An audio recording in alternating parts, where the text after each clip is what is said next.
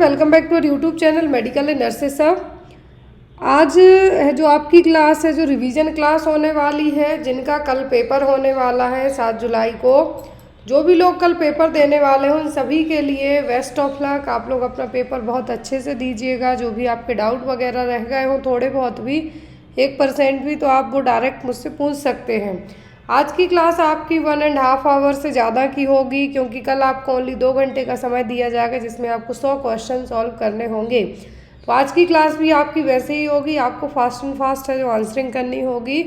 Premiere class चलेगी। तो आपकी क्लास जो आज होने वाली है वो ओनली रिवीजन क्लास है, जिसमें आपके ऑलमोस्ट सभी सब्जेक्ट को कवर करने की कोशिश की जाएगी।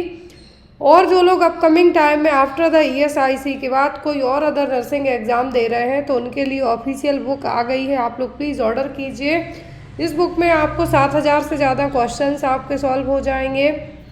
55 क्वेश्चन पेपर, 55 से ज़्यादा क्वेश्चन पेपर हैं, साथ में मॉडल पेपर हैं based on your DHS, CHO, NHM syllabus के। तो जो भी लोग बुक ऑर्डर करना चाहते हैं वो डायरेक्ट मेरे व्हाट्सएप नंबर पे मुझे कांटेक्ट करके बुक को ऑर्डर कर सकते हैं। और जो लोग कल पेपर देने वाले हैं, किसी भी तरीके की आपके गड़बड़ करने की गुंजाइश नहीं रहने वाली है, क्योंकि आपका जो पेपर कल का होने वाला है बहुत ही अच्छा पेपर आएगा। नेगेटिव मार्किंग है, बट थोड़ा केयरफुल होके आप लोग OMR सीट में आंसर दीजिएगा।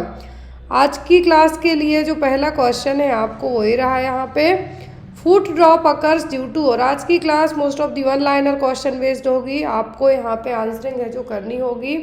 तो आज की क्लास में जो पहला क्वेश्चन है, foot drop occurs due to, किसके कारण होता है foot drop? Sciatic nerve, brachial plexus, deep peroneal nerve या फिर सुपरफिशियल पेरोनियल नर्व। ये क्वेश्चन कई बार एग्जाम में आ भी चुका है। जो फुट ड्रॉप होता है किसके कारण? डीप पेरोनियल नर्व के कारण। किसके कारण? Deep peroneal nerve. यहाँ पे देखिए वीकनेस या फिर जो वीकनेस देखने को मिलेगी, जिसके कारण आप जब भी पैर को क्या करेंगे नीचे की तरफ रखेंगे तो पेरोनियल नर्व में या तो कंप्रेस होगा या कुछ इंजरी वगैरह हुई होगी, जिसके कारण आप पैर को जब भी लिफ्ट करेंगे नीचे रखने के बाद ऊपर को उठाएंगे तो आपको क्या होगा, पैर अपना है जो आप उठा नहीं पाएंगे ग्राउंड से, आपको एक दर्द अजीब सा फील होगा, वो कहलाता है फुट ड्रॉप। और इसका रीजन क्या होता है? डीप पेरोनियल नर्व में कंप्रेशन होना। डैमेज होना नहीं कहेंगे, हमें होता है कंप्रेशन के कारण। डीप पेरोनियल नर्व है उसमें कंप्रेशन के कारण। सियाटिक नर्व है जो हमारी बॉडी की सबसे बड़ी और स्ट्रॉन्गेस्ट नर्व है, जो यहाँ पे आपको बहुत सारे लोगों में आपने सुना होगा कि सियाटिक पेन हो रहा है। कमर से पेन स्टार्ट होता है बैक साइड से, जो टोए तक जो पेन जाएगा वो कहलाते हैं सियाटिक नर्व के कंप्रेशन के कारण होने वाला pain. Next is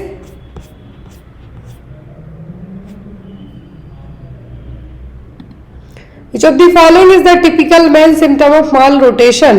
mall rotation का टिपिकल और मेन लक्षण कौन सा है? माल रोटेशन का मतलब कि जो इंटेस्टाइन है नॉर्मल वे में ना हो के क्या हो, उल्टी हो, माल रोटेट हो। तो टिपिकल साइन क्या होगा? Abdominal pain, abdominal distension, bloody stool या फिर वेलियस वॉमिटिंग। क्या देखने को मिलेगा टिपिकल मेन लक्षण माल रोटेशन का? माल रोटेशन का जो टिपिकल मेन लक्षण होता है वो होता है वेलियस वॉमिटिंग। जो वॉमिटिंग है कैसी होगी? वेलियस मतलब एक सीधा है जो कायमी आप चबाते हैं उस तरीके से ना लेके पूरा एक ही बार में वायरलेस टाइप की वॉमिटिंग है जो देखने को मिलेगी, जो कि एक बर्थ डिफेक्ट है माल रोटेशन। यहाँ पे देखिए इंटेस्टाइन प्रॉपर अपना स्पेस शो कर रही है, लेकिन माल रोटेशन में इंटेस्टाइन क्या होंगी?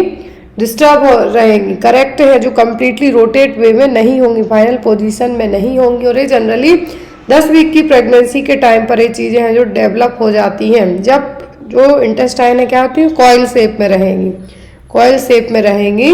लेकिन जब एक कॉइल क्या है प्रॉपर ना बन पाए, प्रॉपर पोजीशन पे ना जा पाए, तो इसको क्या कहा जाता है? माल रोटेशन। और इसका जो चीज़ें जहाँ होनी चाहिए आफ्टर द स्टमक के बाद जो इंटेस्टाइन है स्मॉल और लार्ज, ये इस तरीके से ना होके डिस्टर्ब रहेंगे, जिसके कारण ये कंडीशन देखने को मिलेगी। तो इसका जो साइन होगा वो क्या होगा? Bilious vomiting. In the maternal circulation typically peak at what level and at what gestational age? तो human chorionic gonadotropin syncytiotrophoblast cells release करेंगी। याद रखें HCG के लिए कौन सी सेल्स रिस्पॉन्सिबल है? ओनली प्रेगनेंसी में बस रिलीज होने वाला हार्मोन है, तो सिंक्रोट्रोपोब्लास्ट सेल्स। तो यहाँ पर कितने वीक के जेस्टेशनल पीरियड में क्या लेवल होगा किसका, HCG का। 1 लाख MIU पर ml एट 10 वीक्स, 10,000 MIU पर ml at 10 weeks, 10,000 MIU ml at 20 weeks, या फिर 1 लाख MIU पर ml एट 40 वीक्स। तो यहाँ पर जेस्टेशनल एज की बात करें तो इनिशियल टाइम में, जो प्रेगनेंसी का इनिशियल टाइम होता है, इस टाइम पर HCG का लेवल है जो हाई रहता है। क्या होता है, हाई होता है। तो यहाँ पर किस एज में, किस जेस्टेशनल एज में कितना लेवल होगा, तो होगा 1 लाख MIU पर ml एट 10 वीक्स। कितना, 1 लाख MIU पर ml एट 10 वीक्स में। तो यहाँ पर जो ह्यूमन कोरियोनिक गोनेडोट्रोपिन सिंक्टोट्रोफोब्लास्ट सेल्स इसको बनाने का काम करेंगी। Increase in the maternal serum from the movement of implantation, जब इम्प्लांटेशन होता है तब 10वें वीक की उम्र तक पीक पर चला जाता है इसका लेवल। कितना, पीक मतलब टॉप पर चला जाएगा, और 10 वीक में होगा इसका जो अप्रोक्सीमेट वैल्यू होगी 1 लाख MIU पर ml। Next is which of the following organism is most common cause of early onset neonatal conjunctivitis। early onset neonatal conjunctivitis के लिए कौन सा ऑर्गेनिज्म रिस्पॉन्सिबल है, टॉक्सोप्लाज्मोसिस, क्लेमाइडिया, ट्राइकोमोनास ई, या फिर इकोलाई। कौन सा ऑर्गेनिज्म रिस्पॉन्सिबल है किसके लिए, अर्ली नियोनेटल कंजक्टिवाइटिस के लिए। तो यहाँ पर इसके लिए जो रिस्पॉन्सिबल है वो है क्या, क्लेमाइडिया। क्या है, chlamydia.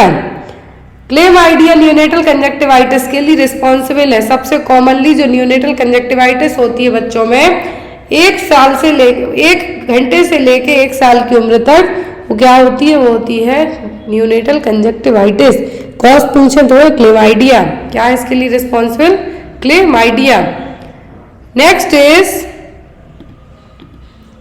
A number of screening tests are performed in all pregnancies at designated gestational age.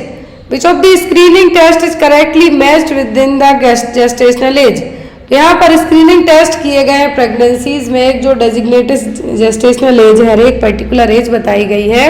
अब यहाँ पर कौन सा screening test according to gestational age के मैच कर रहा है, glucose load test as the first prenatal visit, chlamydia test at 20 to 24 weeks, fetal anatomic survey at 34 to 36 week, group B beta hemolytic streptococcus carrier status 35 to 37 week. यहाँ पर एक normal approximate gestational age blood test की बात की जा रही है कि इस एज में कौन सा टेस्ट होगा। यहाँ पर group B beta haemolytic streptococcus carrier check किया जाएगा 35 से 37 वीक की प्रेगनेंसी में। यहाँ पर देखिए सभी टेस्ट दिए गए हैं किस वीक में किए जाएंगे। तो पेरीनेटल कल्चर क्या है, perinatal culture for GBS career status is recommended for all pregnant women 35 से 37 वीक में। रूबेला फर्स्ट प्रीनेटल विजिट में चेक किया जाता है। एनाटॉमिकल की बात करें तो 18 से 22 वीक में। Glucose tolerance test generally second trimester में किया जाता है 24 से 28 वीक के जेस्टेशन में। तो यहाँ पर आपका आंसर क्या होगा, option number D. Next is a patient who is chronic hepatitis B carrier delivers vaginally at 39 week gestation. The baby should receive which of the following therapies on the first day of life? यदि 39 week के gestational period के बाद vaginal delivery हुई है, hepatitis B माँ है, क्या hepatitis B career है, तो यहाँ पर फर्स्ट डे ऑफ लाइफ बच्चे को आप क्या एडमिनिस्टर करेंगे, hepatitis B immune globulin, hepatitis B vaccination, hepatitis B immune globulin and hepatitis B vaccination F none of the above. बच्चा क्या है, माँ हेपेटाइटिस बी की कैरियर रही है, पॉजिटिव कैरियर रही है, वेजाइनल डिलीवरी हुई है, बच्चे को जो हेपेटाइटिस बी वैक्सीन तो दिया ही जाता है, लेकिन HBIG भी दिया जाएगा। क्या दिया जाएगा, HBIG। तो हेपेटाइटिस बी एक वायरल इन्फेक्शन है, वर्टिकल जो ट्रांसमिशन है वो माँ से बच्चे में इस तरीके से यदि होता है, तो यहाँ पर क्या आपको देना है, जिस बच्चे का जन्म हुआ है कि माँ HBV पॉजिटिव है, तो यहाँ पर HBIG and hepatitis B vaccine दे देना है। Next one is 18-year-old G1PO present at 30 weeks gestation complaining of malodorous vaginal discharge. Await preparation reveals motile flagellated organism. The treatment plan would include which of the following antibiotic? तो यहाँ पे कहा है कि 18 साल की लेडी है, पहली बार प्रेग्नेंट हुई, प्रीवियस कोई प्रीटर्म कुछ भी प्रेगनेंसी नहीं रही है, 30 वीक का जेस्टेशनल पीरियड है, माल ऑर्डरस मतलब जो स्मेल, जो म्यूकस रिलीज हो रहा है, सिक्रेशन हो रहा है वेजाइना से, क्या है, बहुत स्मेली है, और जब आपने चेक किया तो मोटाइल फ्लैजेलेटेड ऑर्गेनिज्म आपको देखने को मिलते हैं। तो कौन सी एंटीबायोटिक देंगे आप? पहला G1P0 हिस्ट्री है, दूसरा 30 वीक की प्रेगनेंसी है, तीसरा माल ऑर्डरस वेजाइनल डिस्चार्ज हो रहा है, तो और फ्लैजिलेटेड मोटाइल ऑर्गेनिज्म दिख रहे हैं। तो अब इसके लिए क्या मैनेजमेंट होगा? एम्पिसिलिन, मेट्रोनिडाजोल, डिफ्लोकैन या फिर जेंटामाइसिन, कौन सी मेडिसिन यूज की जाएगी? तो जब यहाँ पर फ्लैजिलेटेड ऑर्गेनिज्म दिख रहे हैं, ये किसके हो सकते हैं? ट्राइकोमोनास वेजाइनलिस के। किसके? ट्राइकोमोनास वेजाइनलिस के। और इसके लिए क्या मैनेजमेंट होगा? तो होगा यहाँ पर मेट्रोनिडाजोल। क्या है? मेट्रोनिडाजोल। मेट्रोनिडाजोल और टिनिडाजोल यहाँ पे यूज किया जाएगा। Next one among the following is considered at the 5th vital sign in emergency department। तो इमरजेंसी में 5वें नंबर का वाइटल साइन कौन सा है? Motor response, verbal, pupillary reaction to the light, एप रिस्पॉन्स टू द पेन। तो 5th vital sign क्या कंसीडर किया जाता है? तो वो है पेन। क्या है 5वें नंबर का vital sign? Pain. Heart rate, BP, respiratory rate, temperature, oxygen. लेकिन यहाँ पर लास्ट की बात करें हम तो हो गया response to pain. Next one is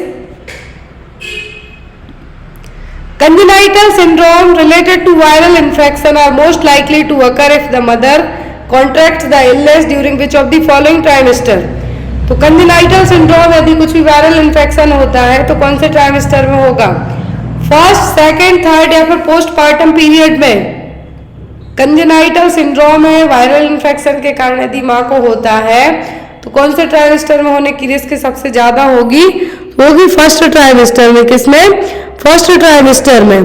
क्योंकि यहाँ पर मान लीजिए चिकन पॉक्स ही होता है तो पहले ट्राइमेस्टर में होने के चांसेस ज्यादा होंगे, और भी कोई जो बैक्टीरियल वायरल प्रॉब्लम होगी वो।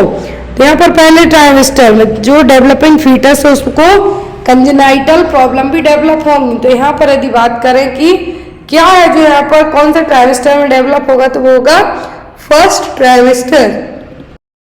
लो fibre diet, high fibre diet, clear liquid diet only, या फिर हाई प्रोटीन डाइट।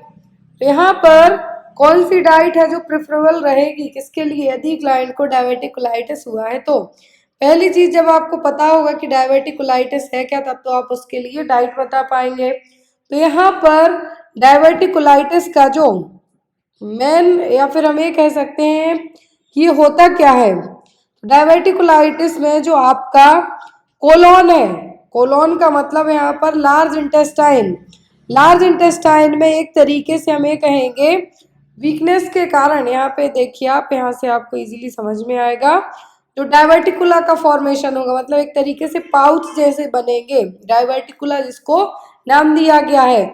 और यदि इन्हीं पाउच में कुछ इन्फेक्शन है, इन्फ्लामेशन हो जाता है, तो वो सिचुएशन क्या कहलाएगी? आपकी डायवर्टिकुलाइटिस। और डायवर्टिकुलाइटिस वाले मरीज को आप यदि डाइट की बात करते हैं, कौन सी डाइट प्रेफर करेंगे? Low fibre, high fibre, clear liquid या फिर हाई प्रोटीन डाइट। तो यहाँ पर कोलोन पे प्रेशर पड़ेगा तभी आपके डायवर्टिकुला बनेंगे, जो स्मॉल पॉकेट जैसे बन रहे हैं वो बनेंगे। कोलोन पे प्रेशर कब पड़ेगा? या तो आपकी डाइट में पानी की कमी हो, क्लियर, आपकी डाइट में पानी की कमी हो, फाइबर्स नहीं है, बहुत ज़्यादा कॉन्स्टिपेशन रहेगा, प्रेशर पड़ेगा। तो यही सब रीजंस रहेंगे किसके लिए? डायबिटिकुलाइटिस के लिए। इसके लिए आप क्या करेंगे, जो डाइट देंगे मरीज में वो कौन सी होगी? High fibres diet. क्या होगी?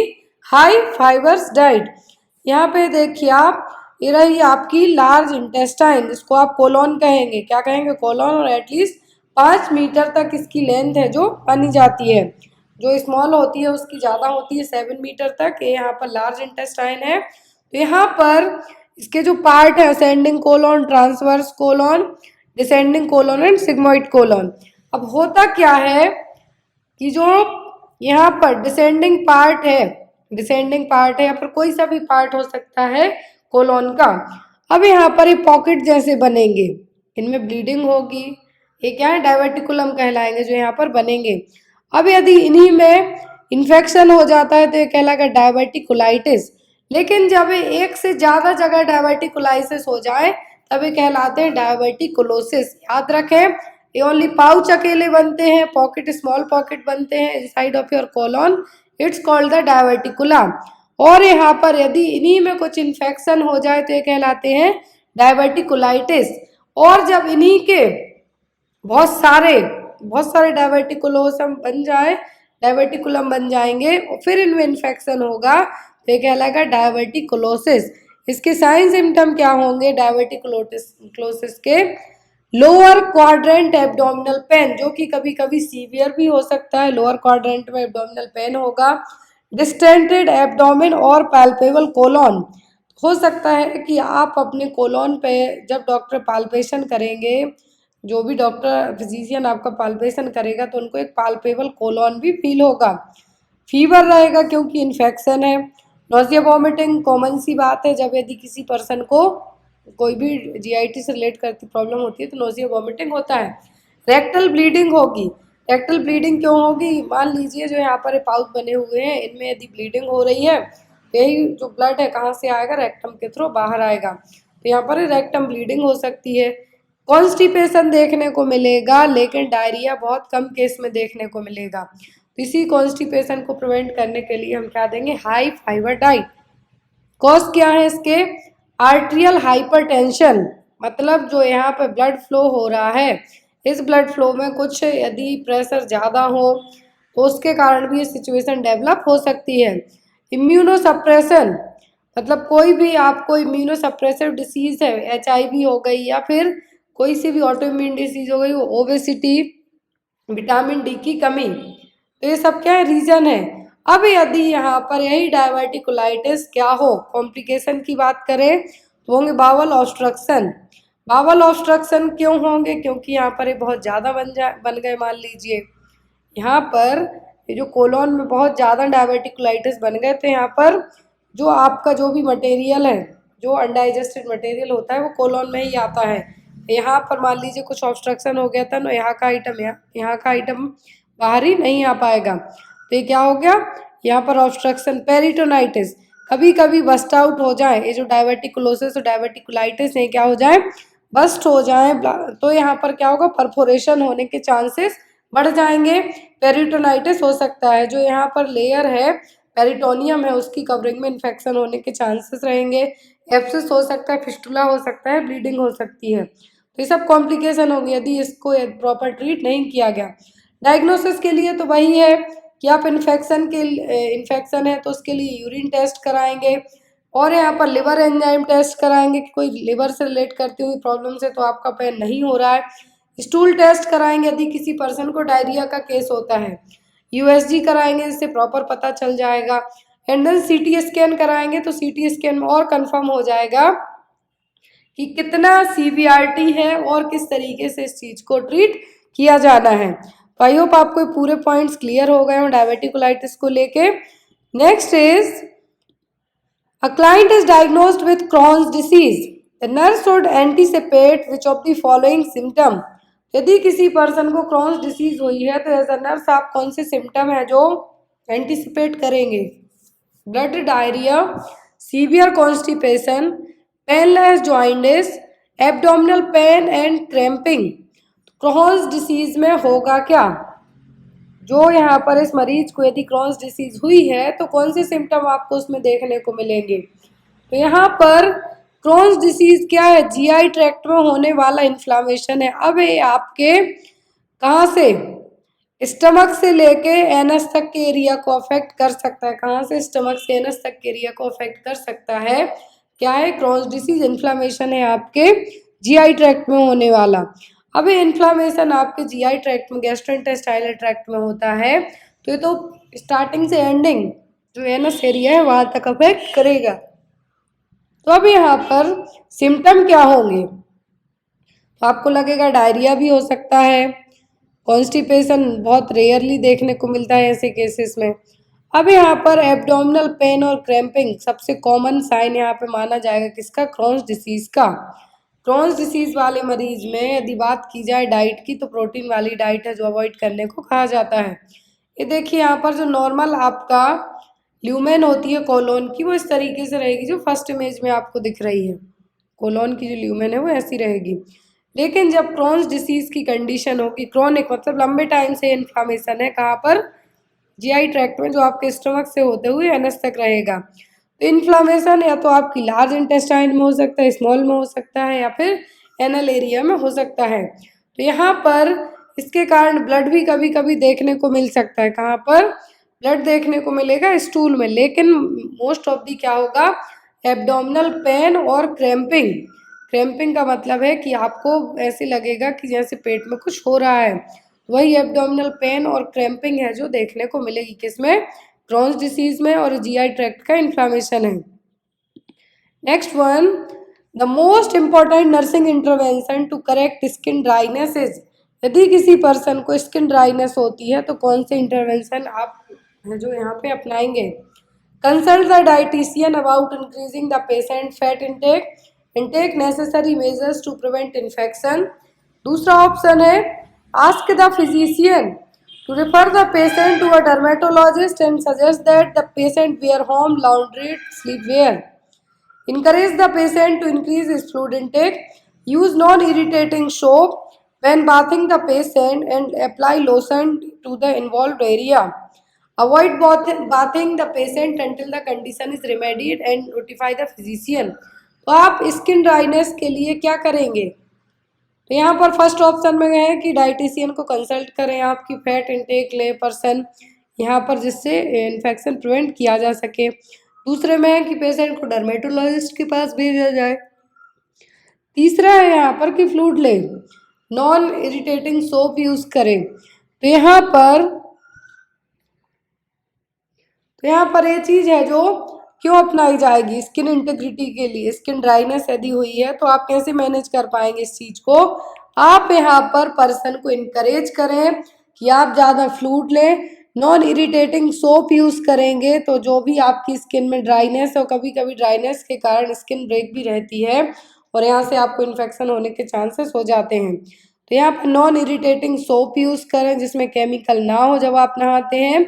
और आफ्टर दैट बाथिंग आप लोशन अप्लाई करें, मॉइस्चराइज रहेगी स्किन, तो आपको इन्फेक्शन होने का और स्किन ड्राई होने का चांसेस है जो कम रहेंगे। तो यहाँ पर आप कौन सा मेजर अपनाएंगे, encourage the patient to increase his fluid intake, use non irritating soap when bathing the patient and apply lotion to the involve area. तो इससे आप ड्राइनेस, स्किन ड्राइनेस के लिए क्या कर सकते हैं, ठीक कर सकते हैं। Next is when bathing a patients extremities, the nurse should use long firm strokes from the distal to the proximal area। The technique or this technique, जब भी आप पर्सन को क्या कर रहे हैं, एक्सट्रीमिटीज को नहला रहे हैं, क्लीन कर रहे हैं, एज अ नर्स आप क्या यूज़ कर रहे हैं, फर्म स्ट्रोक यूज़ करते हैं जो कि डिस्टल से प्रॉक्सिमल एरिया तक यूज़ किए जाएंगे। इस टेक्निक का एम क्या है, provides an opportunity for skin assessment, avoid undue strain on the nurse, increase venous blood return, cause vasoconstriction and increase the circulation. तो यहाँ पर पेशेंट की एक्सट्रीमिटीज जब आप क्लीन करते हैं तो एज अ नर्स आप फर्म और लॉन्ग स्ट्रोक क्यों यूज़ कर रहे हैं डिस्टल टू प्रॉक्सिमल एरिया में, ताकि वीनस ब्लड रिटर्न को क्या किया जाए, इंक्रीज किया जाए। जब ये वीनस ब्लड रिटर्न यहाँ पर क्या होगा, डिस्टल टू प्रॉक्सिमल एरिया में फ्लो होगा, तो यहाँ पर वीनस स्टेसिस को आप प्रिवेंट कर सकते हैं और एक गुड पर्सनल हाइजीन के साथ साथ आपके लिए जो ब्लड फ्लो है उसके लिए भी हेल्पफुल रहेगा। तो यहाँ पर आपको क्या करना है, पर्सन के लिए आप जो लॉन्ग फर्म स्ट्रोक्स यूज़ करते हैं डिस्टल टू प्रॉक्सिमल एरिया में, क्यों कर रहे हैं वो आप, ताकि इंक्रीज वीनस ब्लड रिटर्न हो सके। Next is vivid dreaming occurs in which stage of sleep. Vivid dreaming किस स्टेज में स्लीप की आपको सपने ज़्यादा आते हैं, stage 1 non RAM rapid eye movement stage, stage 2 non RAM delta stage. तो 4 स्टेज होती हैं स्लीपिंग पैटर्न की। विविड ड्रीमिंग मतलब जब आप बहुत गहरी नींद में होते हैं तभी आपको सपने आते हैं, ऐसा नहीं कि आपको लेटते ही साथ आए, वो आप भूल जाते हैं कभी कभी। तो यहाँ पर जब आपको सपने आते हैं मतलब आप बहुत गहरी नींद में जा रहे हैं, और ये होता है आपका कब? रैपिड आई मूवमेंट स्टेज में, REM में। किसमें? REM में। फर्स्ट होती है NREM। कौन सी? NREM, non non rapid eye movement stage, जिसमें आप जैसे ही लेटे हुए हैं आप, लेकिन आपके 5 से 10 मिनट वाली उसमें क्या हो जाएगी? नींद खुल जाएगी। Wakefulness and sleeping. फिर दूसरी होती है सेकंड स्टेज। कौन सी? NREM, non rapid eye movement stage second. यहाँ पर बॉडी टेम्परेचर कम होगा, हार्ट रेट कम होगी, आपका ब्रेन है जो गहरी नींद के लिए आपको क्या करेगा? भेजेगा, एक तरीके से हम कहेंगे। जो होती जनरली लास्ट अप्रॉक्सीमेट 20 मिनट तक की। फिर NREM जिसमें आपकी मसल रिलैक्स होती हैं, बीपी जो बीपी है आपका, ब्रीदिंग रेट है नॉर्मल रहेगा, आप गहरी नींद में चले जाएंगे। डीपेस्ट स्लीप सबसे यदि पूछें तो होती है NREM स्टेज थर्ड में। फिर जब आपको सपने आना स्टार्ट होते हैं, इस टाइम पे आपका ब्रेन बहुत एक्टिव हो जाता है, आपकी बॉडी रिलैक्स रहेगी, इमोबिलाइज्ड रहेगी, और आपको सपने आते हैं, वो आंखें जिसमें आपकी ऐसे घूमेंगी, तो वो कहलाती है rapid eye movement stage. Vivid dreaming कब होगा आपका? रैपिड आई मूवमेंट स्टेज में। Next is the natural sedative in meat and milk products that can help induce the sleep is. तो यहाँ पर मीट और मिल्क प्रोडक्ट जैसे कि गर्म दूध हो गया, उसमें ऐसा कौन सा नेचुरल सेडेटिव होगा जिससे आपको नींद आएगी? फ्लोराजेपाम, टेमाजेपाम, मेथोट्राइमेप्राजीन या फिर ट्रिप्टोफैन। क्या होगा?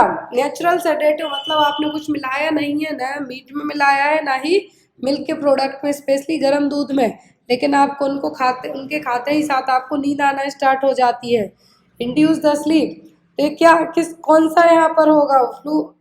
फ्लोराजेपाम होगा, टेमाजेपाम होगा, मेथोट्रेमाजेपाम होगा कि ट्रिप्टोफैन होगा? तो नेचुरल सेडेटिव्स का काम यहाँ पे आपका क्या करेगा? वो होगा ट्रिप्टोफैन। क्या करेगा? ट्रिप्टोफैन। जैसे आपके घर में जो नानी दादी मम्मी लोग हैं वो क्या कहती हैं? गर्म दूध पी के अच्छी नींद आती है। क्यों? क्योंकि इसमें एक ऐसा आइटम रहेगा कि गर्म दूध, गुनगुना दूध पीने से आपको नींद क्यों आएगी? क्योंकि इसमें क्या है? ट्रिप्टोफैन है। इसी ट्रिप्टोफैन के कारण आपको नींद आना स्टार्ट होगी। ये ट्रिप्टोफैन क्या नेचुरल सेडेटिव है। तो यहाँ पे अदर ऑप्शन दिए हुए हैं फ्लोराजेपाम, टेमाजेपाम और मेथोट्रेमाजेपाम। तो यहाँ पर हिप्नोटिक सेडेटिव्स हैं। क्या? हिप्नोटिक सेडेटिव्स हैं। इनका यूज़ किया जाता है किसी न किसी एंजाइटी को या फिर हिप्नोटाइज करने के लिए, नींद लाने के लिए। लेकिन नेचुरल की बात करें तो मिल्क और मिल्क प्रोडक्ट में ट्रिप्टोफैन नाम का अमीनो एसिड होगा। क्या होगा? ट्रिप्टोफैन नाम का अमीनो एसिड होगा, जो अमीनो एसिड आपके सोने के लिए, स्लीप को प्रमोट करने के लिए हेल्पफुल रहेगा। इसीलिए यहाँ पर जो प्रिकर्सर की तरह काम करे, जो आपकी बॉडी में जो सेरोटोनिन न्यूरो ट्रांसमीटर है, उनके लिए एज अ प्रिकर्सर की तरह काम करेगा। कौन? ट्रिप्टोफैन। और ट्रिप्टोफैन एक अमीनो एसिड है जो आपकी स्लीप के लिए बहुत ज़्यादा हेल्पफुल है। और जो खाने पीने की चीज़ें हैं इनमें ये बेसिक मतलब कुछ कम लिमिट में पाया जाता है, लेकिन ये एज अ नेचुरल सेडेटिव की तरह काम करेगा, तो कहलाएगा tryptophan. Next one is Kubler Ross 5 successive stage of death and dying are. Kubler Ross की थ्योरी है जो यहाँ पर उसके 5 स्टेज होती है डेथ, डाइंग की, ग्रीफ की। तो वो कौन सी है? ऑप्शन में anger, bargaining, denial, depression, acceptance. Next है denial, anger, depression, bargaining, acceptance. फिर है denial, anger, bargaining, depression and acceptance. Last one is bargaining, denial, anger, depression and acceptance. Kubler Ross की जो 5 सक्सेसिव स्टेज है डेथ और dying patient के लिए, वो क्या है? सबसे पहले आप, फिर कोई भी हो, डिनाई करेगा। करेगा डिनाई मतलब मैं नहीं, दूसरे में गुस्सा आएगी बहुत, तीसरे में कहेगा भाई मैं नहीं, किसी और को हो जाए प्रॉब्लम, चौथे में वो एट द एंड डिप्रेशन में चला जाएगा, और एंड में वो सब चीज़ें एक्सेप्ट कर जाएगा। तो इस चीज़ को क्या कहा गया है, कुबलर-रॉस की थ्योरी, जो डाइंग के लिए, ग्रीफ पर्सन के लिए, डेथ वाले के लिए कंसिडर की जाती हैं। Next is which of the following planes divided the body longitudinally into anterior and posterior region?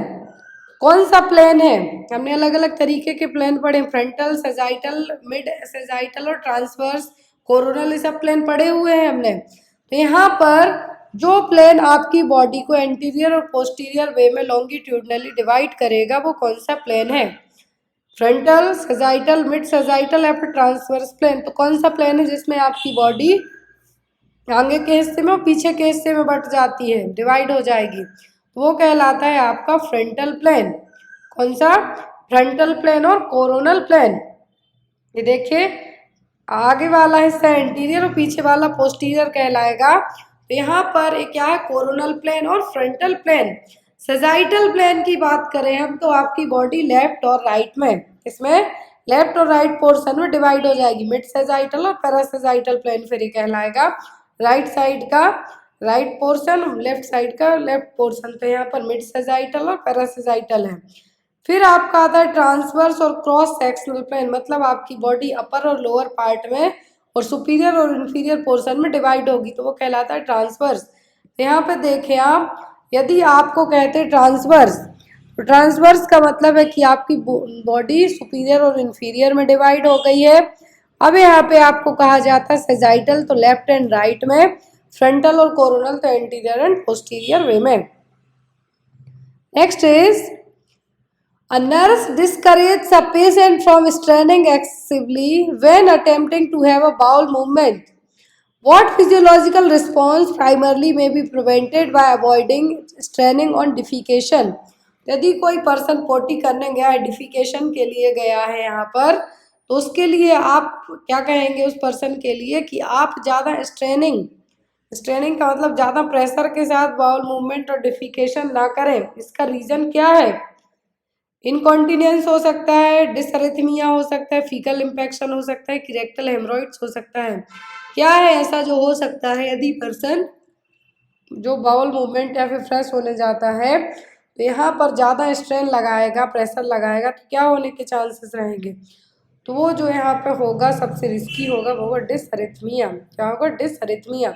Incontinence होने से कोई प्रॉब्लम नहीं होगी उतनी, लेकिन डिसअरिथमिया से प्रॉब्लम आपको हो सकती है। इसीलिए स्ट्रेनिंग ऑन डिफिकेशन, तो यहाँ पर पर्सन को क्या होगी, सांस रोकने की ज़रूरत पड़ती है, जिसके कारण सांस रोकेंगे आप यहाँ पर जब, तो इंट्राथोरैसिक कॉन्ट्राक्रैनियल प्रेशर क्या होगा, बढ़ेगा, और जब ये बढ़ेगा तो यहाँ पे आपको हार्ट अटैक, डिसअरिथमिया आने के चांसेस भी हो सकते हैं। तो यहाँ पर स्ट्रेन एट स्कूल, जब आप स्ट्रेनिंग के साथ में बहुत प्रेशर के साथ स्टूल पास करते हैं तो आपका बीपी भी बढ़ सकता है, और बीपी कभी कभी ट्रिगर आउट होकर पर्सन को क्या करेगा, कंजेस्टिव हार्ट फेलियर, एरिथमिया भी हो सकता है। बहुत सारे केस में आपने सुना होगा कि बाथरूम में ही डेथ हो गई, तो हो सकता है ये रीज़न रहा हो। तो यहाँ पर यदि कोई स्ट्रेनिंग जो बाउल मूवमेंट के टाइम पे या फिर फ्रेश अप होने जाता है तो डिफिकेशन के लिए स्ट्रेन अवॉइड करने को क्यों कहा जाता है, ताकि डिसअरिथमिया या फिर ज़्यादा प्रेशर लगने से बीपी आपका हाई ना हो, हार्ट अटैक ना आ जाए, कंजेस्टिव हार्ट फेलियर ना हो जाए। Next one, HIV-1 belongs to one of the following families of retrovirus, which one? तो HIV-1 जो वायरस है ये कौन सी फैमिली से, रेट्रोवायरस की कौन सी फैमिली से बिलोंग करता है? लेंटिवायरस, टेकीवायरस, पेरोमोवायरस या फिर पैरवोवायरस। तो HIV-1 है जो कौन सी कैटेगरी से बिलोंग करेगा, रेट्रोवायरस की, तो ये बिलोंग करेगा आपका लेंटिवायरस से। किससे? लेंटिवायरस से। रेट्रोवेडा फैमिली सबको पता है HIV की, लेकिन इसी रेट्रोवायरस फैमिली की कौन सी एक और जो इंटरनल फैमिली है जिससे बिलोंग करेगा, तो होगा लेंटिवायरस फैमिली। जो HIV-1 है किससे बिलोंग करेगा, यहाँ पर रेट्रोवायरस फैमिली का जो जीनस है यहाँ पे पूछा है वो क्या होगा, लेंटिवायरस। क्या है? Lentivirus. Next is, you are caring for a high risk pregnant client who is in a life threatening situation. The fetus is also at risk for death. Clinical decisions are being made that concern you because Some of these treatment and life-saving measures promote the pregnant woman's life at the same time that they significantly jeopardize the fetus life and viability. And other decision can preserve the fetus life at the expense of the pregnant woman's life. Which role of the nurse is the priority at this time? ये question आपको नॉर्सेट में आ सकता है, specially नॉर्सेट जो नॉर्सेट हो गया, PGI हो गया, उस वहां के एग्जाम में क्वेश्चन आते हैं। तो यहाँ पर एक क्वेश्चन ऐसा, आपने ये चीज मूवीज में बहुत देखी होगी कि माँ को बचाएं या बच्चे को बचाएं, दो में से किसी एक को बचा सकते हैं। उस टाइप की सिचुएशन की बात की जा रही है कि हाई रिस्क प्रेगनेंसी वाली एक क्लाइंट एडमिट है हॉस्पिटल में, आप उसकी केयर करते हैं। अब वहां पर उसको कुछ ऐसी प्रॉब्लम है कि फीटस भी हाई रिस्क पर है, मतलब या तो फीटस जो बच्चा है यूट्रस में उसको बचा सकते हैं आप, या माँ को बचा सकते हैं, फिर दोनों की जान है जो जा सकती है। तो ऐसे केस में एज अ नर्स आप कौन सा रोल निभाएंगे? केस मैनेजर का, कोलैबोरेटर का, कोऑर्डिनेटर का, या फिर एडवोकेसी का? क्वेश्चन का आंसर आप लोग दीजिए कि आपने मूवीज खूब देखी है, खूब सीरियल देखे हैं, कहा जाता है कि या तो माँ बच सकती है, बच्चा बच सकता है, किसको बचाएंगे आप? और यदि बचाते हैं आप तो यहाँ पर आपका कौन सा रोल प्ले होगा? केस मैनेजर का, कोलैबोरेटर का, कोऑर्डिनेशन ऑफ केयर का, कि एडवोकेसी का? तो ऐसे केस में आपने जो कुछ भी पढ़ा है, जो कुछ भी अपना पढ़ा है, आपको एथिक्स आपके इसीलिए पढ़ाए जाते हैं, लॉ इसीलिए पढ़ाए जाते हैं। तो ऐसे केस में आप एज एन एडवोकेसी का रोल प्ले करेंगे। वो इसलिए रोल प्ले करेंगे कि यहाँ पर मान लीजिए फैमिली कहती है बच्चे को बचाइए, माँ की जान को भी खतरा है, तो आप यहाँ पे क्या करेंगे? तो एज आपकी ड्यूटी होगी यहाँ पर एज एन एडवोकेट की। एडवोकेट का मतलब है यहाँ पर कि आपको जो भी आपके सीनियर्स हैं उनसे सलाह लेना है, जो भी हॉस्पिटल की रूल्स एंड पॉलिसी है वो सभी चीजें चेक करनी है। तो यहाँ पर वो सिचुएशन आपकी कहलाएगी क्या? एडवोकेसी। कोऑर्डिनेटर ऑफ केयर यहाँ पे आपका नहीं होगा, ना ही आप यहाँ पे उनको सांत्वना दे सकते हैं। 100% तो आप किसी भी चीज में नहीं कह सकते कि हाँ सब ठीक हो जाएगा, और ना ही केस मैनेजर के तौर पर रहेगा, ये होगा आपका एडवोकेसी के तौर पर, क्योंकि दोनों की जान को खतरा है। नेक्स्ट वन, और यदि इनकेस आपने अपने मन की कर ली तो आपके जो लीगल एथिक्स है, आप पर लीगल इम्प्लीकेशन भी हो सकते हैं, भले आपने कंसेंट साइन करवाए हो, लेकिन इसीलिए आप यहाँ पे क्या करेंगे? एज ए एडवोकेसी के तौर पर आप अपने सीनियर से सलाह लेंगे, आपके जो भी डॉक्टर्स हैं, जो भी हॉस्पिटल की पॉलिसीज है, वो सभी चीजें फॉलो करेंगे। Next one is, your client has an allergy to both penicillin and latex. Which of these pathophysiological facts should you apply when you are providing to this client? यदि आप किसी मरीज में, आपको पता है कि इस मरीज को पेनिसिलिन और लेटेक्स दोनों से क्या है? एलर्जी है, तो यहाँ पर आप यदि किसी को मेडिसिन देते हैं तो इनमें से कौन सी पैथोफिजियोलॉजिकल फैक्ट्स हैं जो आप चेक करेंगे? The sensitizing dose of penicillin can lead to anaphylaxis.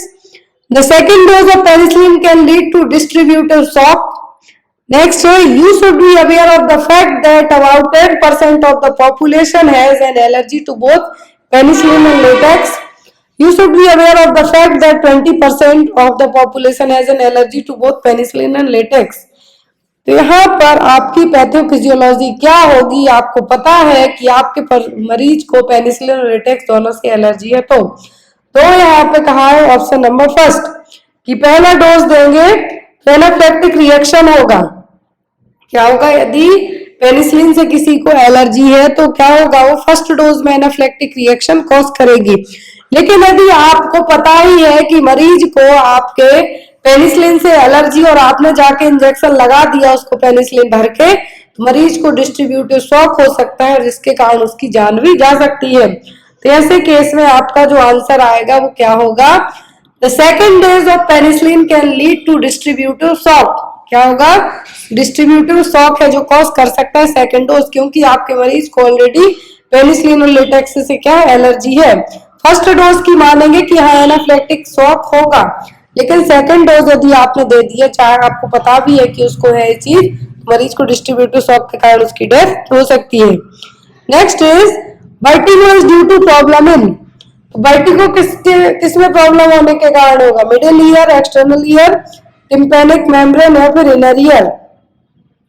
तो जो वर्टिगो की प्रॉब्लम है, जो मेनर्स डिसीज आपने पढ़ी है, उसमें जो देखने को मिलेगी, आपके कान में क्या लगेगा, जैसे कुछ स्पिनिंग सेंसेशन हो रहा है। क्या है, आपके कान में लगेगा कि जैसे कुछ स्पिनिंग सेंसेशन हो रहा है, और ये होता है इनर ईयर। कहाँ पर, जो कोक्लियर वाला पार्ट होगा, वेस्टिबो कोक्लियर पार्ट, वहां पर। तो कहाँ की प्रॉब्लम है, आपके इनर ईयर की। यहाँ पर आपको लगेगा कि कुछ है जो कान में घूम सा रहा है। क्या है, कान में कुछ स्पिन जैसे हो रहा है, स्पिनिंग सेंसेशन आपको फील होगा। और ये होता है किसमें, मेनर्स डिसीज में। किसमें, मेनर्स डिसीज का जो क्लासिकल साइन है टिनिटस, वर्टिगो। तो यहाँ पर आपका आंसर क्या होगा, inner ear. Next is surgical repair of hernia. तो हर्निया को सर्जिकली रिपेयरिंग करने की प्रोसेस क्या कहलाएगी, लेप्रोस्कोपी, फिस्टुलेक्टोमी, हर्नियोटोमी या फिर हर्नियोरेफ्री। टोमी का मतलब तो काट के सीधा अलग कर देना, सर्जिकली काटना, इंसिजन लगा के, तो वो है यहाँ पर हर्नियोटोमी। लेकिन यहाँ पर रिपेयरिंग की बात की जा रही, तो जब भी रिपेयरिंग की बात की जाए तो रिपेयरिंग का मतलब होता है रेफरी। और ये क्या होगा यहाँ पर, हर्नियोरेफी। क्या कहलाएगा, herniorrhaphy. Next one, the purpose of deep palpation is to assist. तो जब भी आपका पाल्पेशन किया जाता है, जो नर्सिंग असेसमेंट, जो एब्डोमिनल असेसमेंट होता है, तो उसमें जब डीप पाल्पेशन किया जा रहा है, तो इसका एम क्या होगा, स्किन टर्गर चेक करना, टेम्परेचर चेक करना, हाइड्रेशन चेक करना, कि ऑर्गन्स को चेक करना। किसके लिए असेस किया जाता है यहाँ पर, यहाँ पर जो असेसमेंट किया जाएगा वो किया जाएगा डीप पाल्पेशन ऑर्गन के लिए। लिवर, स्प्लीन, ये सभी चीजें आपकी चेक की जाती हैं किससे, डीप पाल्पेशन के थ्रू। इंटरनल ऑर्गन्स को असेस करने के लिए क्या किया जाता है, deep palpation. Next one, which of the following is the reason for intradermal injection to be used for testing allergic reaction. Intradermal injection ही क्यों इंजेक्ट किए जाते हैं, यदि कोई एलर्जी चेक की जानी है तो। It is easy to administer, it diffuse rapidly, it diffuse slowly, या फिर इट इज लेस पेनफुल। क्यों एलर्जिक रिएक्शन, मान लीजिए आपको कोई भी एंटीबायोटिक की एलर्जी है नहीं, तो उसके लिए आपको इंटरडर्मल रूट से ही इंजेक्शन लगा के चेक किया जाएगा। तो क्यों किया जाएगा, क्योंकि ये इजी एडमिनिस्टर करना, स्लोली डिफ्यूज होगा, या फिर फास्ट डिफ्यूज होगा, या फिर पेनलेस होगा, कम पेनफुल होगा। किस रीजन से यहाँ पर किया जाएगा, तो इसका मेन रीजन होगा कि ये स्लो डिफ्यूज होगा। मान लीजिए आपको यदि इससे कोई भी मेडिसिन की टेस्टिंग की जा रही है, आपको एलर्जिक रिएक्शन चेक किया जाना है, तो हमेशा ही इंटरडर्मल रूट अपनाया जाता है। वो इसलिए कि धीरे धीरे क्या होगी, डिफ्यूज होगी। इनकेस आपको कुछ एलर्जिक प्रॉब्लम होती है तो स्लोली डिफ्यूज होगी, तो ऐसे केस में आप उस चीज का एंटीडोट देके या फिर उस चीज को ट्रीट कर सकते हैं और पर्सन में उतनी प्रॉब्लम नहीं होगी। तो यही एक मेन रीजन होता है इंटरडर्मल इंजेक्शन के थ्रू कोई भी एलर्जिक रिएक्शन या फिर एनाफिलैक्टिक रिएक्शन चेक करना है किसी मेडिसिन या फिर किसी फूड को लेके, तो हमेशा इंटरडर्मल पैच है जो लगाए जाते हैं। क्यों, क्योंकि स्लो डिफ्यूज होगी। अब एक वैक्सीन है जो इंट्राडर्मल इंजेक्शन इंट्राडर्मल रूट से दी जाती है, वो कौन सी है, वो है BCG vaccine. Next one, PPT administer किया जाता है ट्यूबरकुलिन टेस्ट के लिए, तो वो भी किससे किया जाता है, इंट्राडर्मल रूट से। Next is a nurse should monitor intake and output during oxytocin administration because the drug। तो यहाँ पर जब किसी मरीज को ऑक्सीटोसिन दी जाती है, तो यहाँ पर एज अ नर्स आप इनटेक और आउटपुट चार्ट चेक करते रहते हैं। क्यों करेंगे, increase the thrust, induce diuretic effect, cause toxicity of kidney या फिर कॉज वाटर रिटेंशन। यदि किसी को ऑक्सीटोसिन दिया जा रहा है तो आप उसमें क्या चेक करेंगे, क्योंकि ये मेडिसिन और क्या कॉज कर सकती है, ऑक्सीटोसिन क्यों दिया जाता है, यूट्राइन कॉन्ट्रैक्शन को अच्छे से लाने के लिए, ब्लीडिंग को प्रिवेंट करने के लिए, जो पीपीएच की कंडीशन है उसको ट्रीट करने के लिए यूज किया जाता है ऑक्सीटोसिन। अब ऑक्सीटोसिन क्या करेगा, यहाँ पर ये as an anti diuretic hormone उसी के जैसा काम करता है, इसीलिए क्या कॉज करेगा, water intoxication. Oxytocin can cause water retention in the body. This is because it is structurally similar to antidiuretic hormone। जो ब्रेसोप्रेसिन और एडीएच हार्मोन है स्ट्रक्चर के मामले में उसी के जैसा है। तो जब ऑक्सीटोसिन और एडीएच दोनों रिलीज किए जाते हैं, कहां से? पोस्टीरियर पिट्यूटरी ग्लैंड से आपके ब्लड में, तो एडीएच क्या करेगा? आपके ब्लड में पानी कितना होना चाहिए उसको रेगुलेट करेगा। लेकिन अभी जब आपको लंबे टाइम तक ऑक्सीटोसिन इन्फ्यूज किया जाएगा तो यही चीज हाइपोनाइट्रेमिया का रीजन भी बन सकती है, वाटर रिटेंशन का रीजन भी बन सकती है, जिसके कारण आपका सिर दर्द होगा, मसल क्रैम्प होंगे। और यहाँ पर क्या किया जाएगा? मरीज में वाटर इंटॉक्सिकेशन की सिचुएशन डेवलप हो सकती है। तो जब भी यदि किसी मरीज को ऑक्सीटोसिन एडमिनिस्टर किया जाता है तो एज अ नर्स आप क्या चीज चेक करेंगे कि मरीज आपको अचानक से तो नहीं बता रहा है कि उसको बहुत ज्यादा पेन हो रहा है, हेडेक हो रहा है, नोजिया हो रहा है, मसल क्रैम्प्स हो रहे हैं, वो इसलिए होगा क्योंकि उसको क्या हो गया है? वाटर इंटॉक्सिकेशन की सिचुएशन डेवलप हो गई है। इसलिए यहाँ पर आपका आंसर क्या होगा? कॉज वाटर रिटेंशन और cause water intoxication. Next one, what is the beginning sign of pressure sore? तो प्रेशर सोर का बिगिनिंग साइन क्या है? स्वेलिंग, कूलनेस, नमनेस या फिर डिस्कलरेशन। तो यहाँ पर प्रेशर सोर का जो बिगिनिंग साइन की बात की जा रही है वो कौन सा है? प्रेशर सोर, डेक्यूबिटस अल्सर, ये सभी एक ही है। इसका जो फर्स्ट साइन होता है वो होता है डिस्कलरेशन। क्या होगा? डिस्कलरेशन देखने को मिलेगा। यहाँ पर आपका आंसर क्या होगा? डिस्कलरेशन। फर्स्ट साइन की बात की जा रही, बिगिनिंग साइन तो क्या है? डिस्कलरेशन। अब यहाँ पे देखिए आप, इसके लिए एक स्केल यूज की जाती है डेक्यूबिटस अल्सर और प्रेशर सोर के लिए, तो क्या कहलाती है? Braden scale. कौन सी? Braden scale. इसमें मिनिमम स्कोरिंग 6 होती है, मैक्सिमम स्कोरिंग 23 होती है। जैसे आपने ग्लासगो कोमा स्केल की मैक्सिमम 15 होती है, 3 से नीचे आ जाए मतलब मरीज कोमा में चला गया है। वैसे ही ब्रेडन स्केल की जो मैक्सिमम स्कोरिंग होती है 23 का मतलब पर्सन में ऐसी कोई भी प्रॉब्लम नहीं है। तो यहाँ पर जो ब्रेडन स्केल है यूज की जाएगी किसके लिए? डेक्यूबिटस अल्सर और प्रेशर अल्सर के लिए। प्रिवेंट कैसे कर सकते हैं आप? आपको ये भी आता है प्रेशर अल्सर, तो बार बार फ्रिक्वेंटली पर्सन की पोजीशन को चेंज करके एवरी 2 आवर में, ताकि ब्लड सर्कुलेशन प्रॉपर होते रहे, प्रेशर सो डेवलप ना हो पाए। नेक्स्ट इज स्वे back appearance is seen in child with the. स्वे बैक अपीयरेंस देखने को मिलेगा कौन से बच्चे में? काइफोसिस वाले में, लॉर्डोसिस वाले में, टेलीपेस वाले में कि ऑल ऑफ दी अबव में? किस तरीके के बच्चे में स्वे बैक अपीयरेंस देखने को मिलेगा? स्वान की नेक होती है उस तरीके की बात की जा रही है, तो किसमें देखने को मिलेगा? ये देखने को मिलेगा लॉर्डोसिस वाले पर्सन में। किसमें? लॉर्डोसिस वाले में। तो यहाँ पर आपका आंसर क्या होगा? लॉर्डोसिस। एक डिफॉर्मिटी है स्पाइन बोन, जो बैकबोन है आपकी स्पाइन है उसकी डिफॉर्मिटी, जिसमें पर्सन का जो जैसे स्वान होता है उस तरीके से आपकी वर्टिब्रा रहेगी। और यहाँ पर मोर देन नॉर्मल से है जो ज्यादा क्या रहेगी? इनवर्ड रहेगी। बैक कर्व क्या है? अंदर की तरफ रहेगी। इसके कारण बच्चा कैसा दिखेगा? स्वे बैक, जो स्वान की नेक होती है उस तरीके से। तो यहाँ पर क्या है? Sway back appearance and it's seen in the lordosis.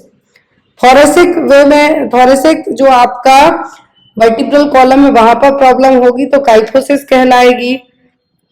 Lumbar area में होगा तो लॉर्डोसिस।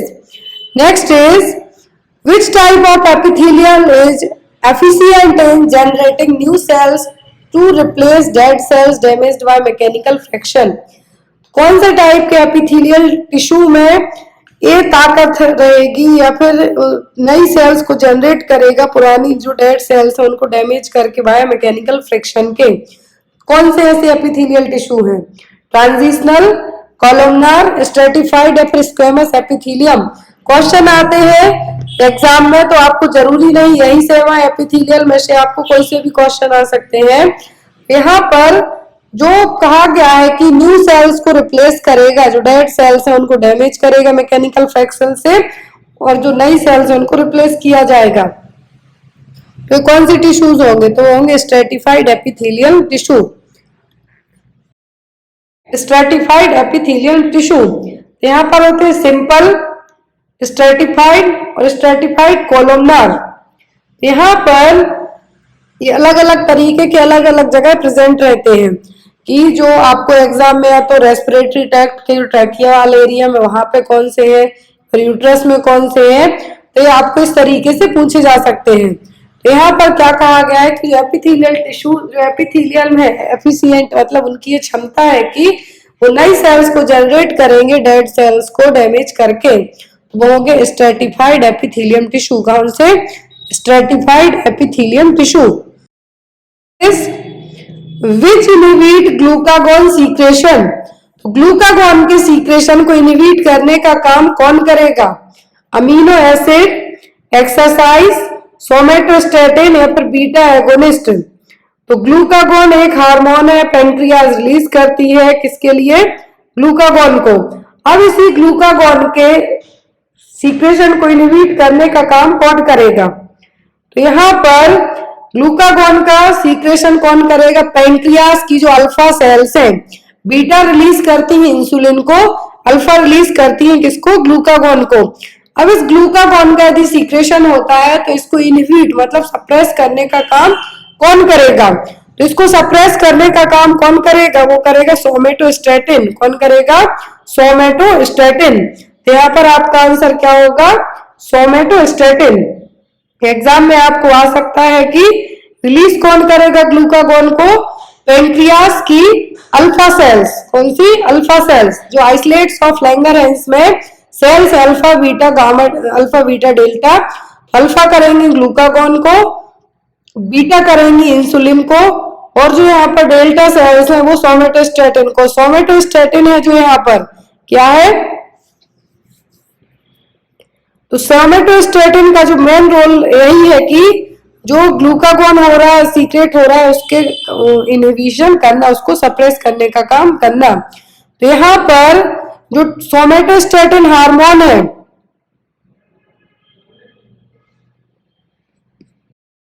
उनके अलावा इंसुलिन को भी सप्रेस करने का काम करेगा। जो दूसरे हार्मोन रिलीज होते हैं उनको सप्रेस करने का काम करेगा। तो यहाँ पर सोमेटोस्टेटिन क्या है?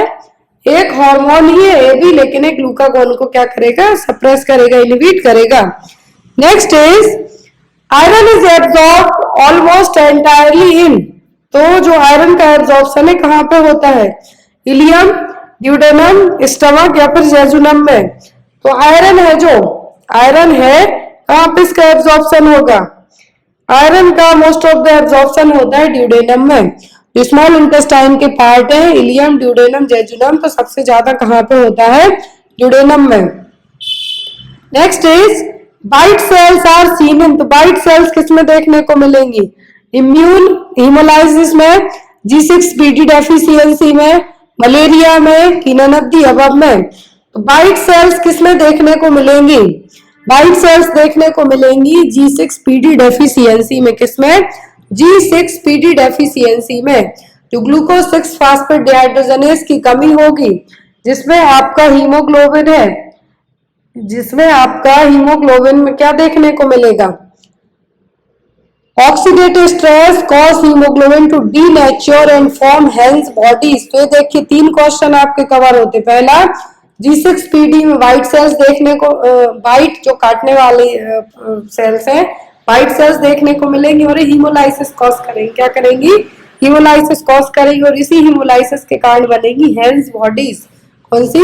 Health bodies. Next one, which of the following method is adopted for opening the airway is suspected spinal cord injury।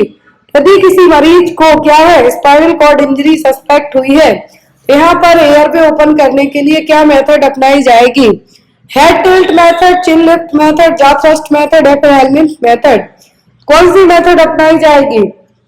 यदि किसी मरीज को स्पाइनल कॉर्ड इंजरी सस्पेक्ट है तब आप अपनाएंगे जॉ थ्रस्ट मेथड। कौन सी? Jaw thrust method. मरीज को क्या हुआ है? यहाँ पर स्पाइनल इंजरी होने के चांसेस है, सस्पेक्ट है कि उसको हो सकती है। तो यदि मरीज को सर्वाइकल की है तो हेड टिल्ट, चिन लिफ्ट अपनाएंगे, लेकिन स्पाइनल है तो यहाँ पे क्या करना है? आपको जॉ थ्रस्ट मैन्यूवर अपनाना है। Next one is what technique of assessment helps to determine ketoacidosis. तो कीटोएसिडोसिस के लिए आपकी बॉडी में कीटोन बॉडीज हैं, तो कीटोएसिडोसिस के लिए कौन सा असेसमेंट अपनाया जाएगा? ऑप्शन में है यहाँ पर पाल्पेशन, इंस्पेक्शन, ऑस्कल्टेशन या फिर ऑल्फैक्शन। यहाँ पर कौन सा टेस्ट अपनाया जाए, कौन सा असेसमेंट टेक्निक यूज की जाएगी कीटोएसिडोसिस के लिए? वो होगी यहाँ पर ऑल्फैक्शन। कौन सी?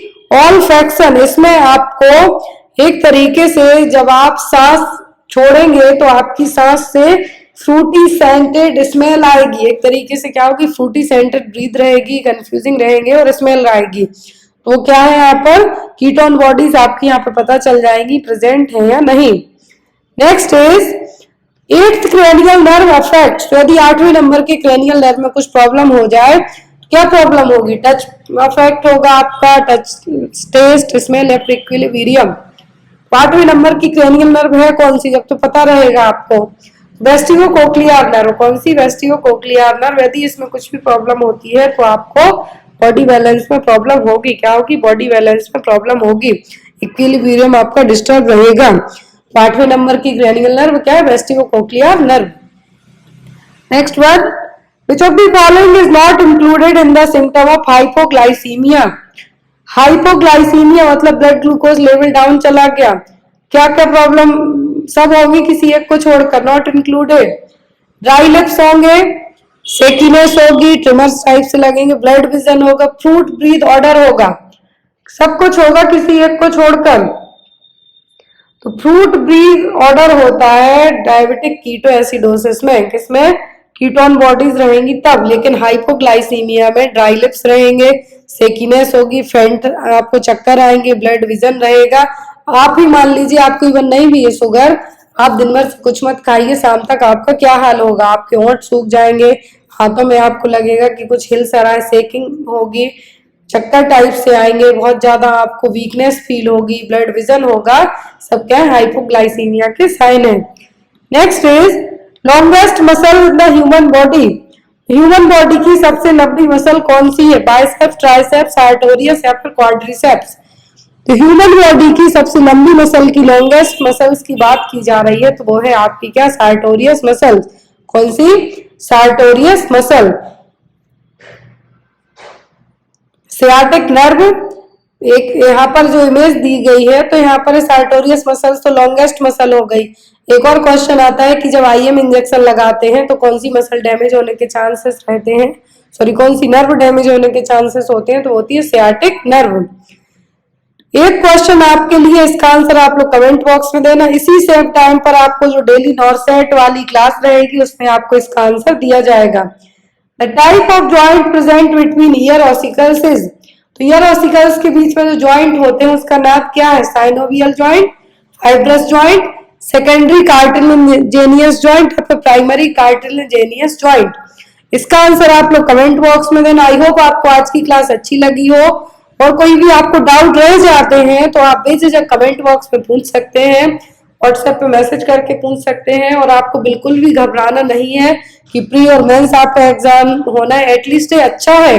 अच्छा इसलिए है कि आपको यदि जो फर्स्ट टाइम भी पेपर दे रहे होंगे तो प्री में ही उनको पता चल जाएगा कि अब नेक्स्ट टाइम जब भी आप अच्छे से तैयारी करके देंगे। और अभी से ही बहुत सारे लोग, मुझे पता है कि सालों साल मेहनत करते हैं नॉर्सेट के लिए में भी, और आपकी यहाँ पर आपकी पढ़ाई के साथ साथ आपका लक भी कभी कभी काम कर जाता है, तो हो सकता है आपका वो भी साथ दे जाए। तो आज जो क्वेश्चन आपको दिया है, कल सेम टाइम पे जो क्लास होगी उसमें इसका आंसर दिया जाएगा कि कानों में जो ऑसिकल्स है, मिलियस, इनका स्टेपस, जो बोन ईयर ऑसिकल्स है, इनके बीच में कौन सा जॉइंट है जिनसे जुड़े रहेंगे। Thank you for watching guys, bye bye, take care, good night. जो ब्रह्मपुत्र नदी है जब ये अरुणाचल प्रदेश में पहुंचती है तो इसका क्या नाम पड़ जाता है? देवांग, देहांग, शुभांश्री या फिर धनश्री। क्या नाम पड़ जाता है ब्रह्मपुत्र नदी का जब ये अरुणाचल प्रदेश में एंटर होती है तो? तब इसका नाम पड़ता है क्या? देहांग। ब्रह्मपुत्र रिवर निकलती कहाँ से? तिब्बत से। कहाँ से? तिब्बत से। नेपाल का तिब्बत है वहां से। और यहाँ पर ये नमचा बरुआ जो कि साउथ ट्रम है वहां से एंटर करते हुए इंडिया में आएगी। और जब ये साउथ जो ट्रम है एंटर करेगी नमचा बरुआ एरिया से तो इसका नाम पड़ जाता है देहांग, और उस टाइम पे अरुणाचल प्रदेश में रहेगी। फिर आफ्टर दैट दिबांग, लोहित और कामेंग नदी में मिल जाएगी। तो ये थे हमारे जीके जीएस के क्वेश्चन। अब हमारे नर्सिंग के क्वेश्चंस में जो पहला क्वेश्चन है यहाँ पे इंक्लूडेड है वो है clinical sign is seen in this image. तो यहाँ पर इस इमेज में कौन सा साइन चेक किया जा रहा है? फोर्थ गिल sign, Castell sign, Carnett sign या फिर ब्रुजिंस्की साइन। कौन सा साइन है यहाँ पर एक हेल्थ केयर प्रोवाइडर चेक कर रही है? पेशेंट लाई डाउन है, फिर यहाँ पर पैर ऊपर उठे हुए हैं लेकिन एब्डोमेन चेक कर रही है। तो कौन सा साइन चेक कर रही है हेल्थ केयर प्रोवाइडर? तो ये साइन है आपका कार्नेट साइन। कौन सा साइन है? कार्नेट साइन। कार्नेट साइन है यहाँ पर क्लिनिकल फाइंडिंग है कि जो एब्डोमिनल पेन है, जब आप एब्डोमिनल वॉल पर जब प्रेशर देते हैं और उसको आफ्टर दैट छोड़ते हैं, जो प्रेशर के बाद मसल्स में कितना पेन होता है वो सब चीजें यहाँ पे चेक की जाएंगी। तो ये क्या है आपका कार्नेट साइन। जब आपको पेट में दर्द होता है तो डॉक्टर आपका पेट इसी तरीके से चेक करेंगे कौन से एरिया में दर्द हो रहा है। यदि प्रेस करके चेक किया जाता है जब एब्डोमेन, और छोड़ दें तो उस टाइम पे सब चीजें चेक करी जाएंगी। ये कहलाता है आपका क्या? कार्नेट साइन। आंसर होगा option number C.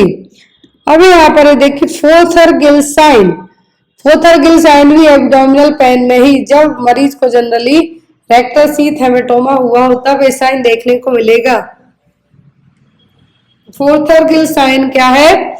If a mass in the abdominal wall does not cross midline and does not change with flexion of the rectus muscles, तो rectus muscles जब पोजीशन चेंज करेंगी उस टाइम पर भी यदि जो abdominal wall के यहाँ पर पेन है वो नहीं जाता है तो क्या? Fothergill sign.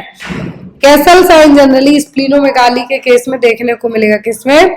स्प्लीनोमेगाली के केस में। Next one, which of these is administered directly in the form of ear drops to patient of otitis media?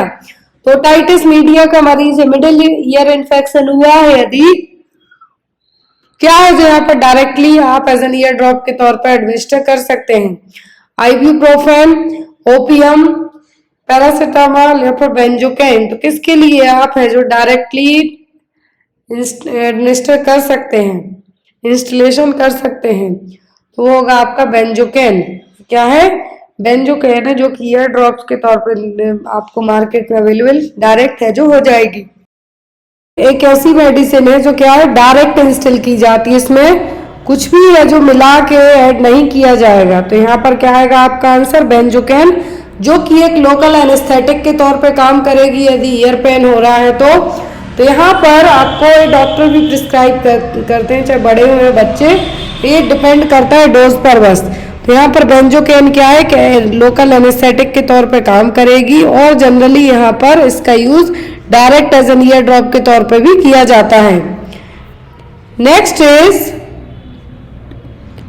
Which diagnostic test done in diphtheria. तो डिप्थीरिया का diagnostic test पूछा है, कौन सा है? Schick test, Mantoux test, Dick test या फिर वेलफ्लेक्स test. तो ये सभी टेस्ट किसी ना किसी डिसीज को डायग्नोस करने के लिए किए जाते हैं।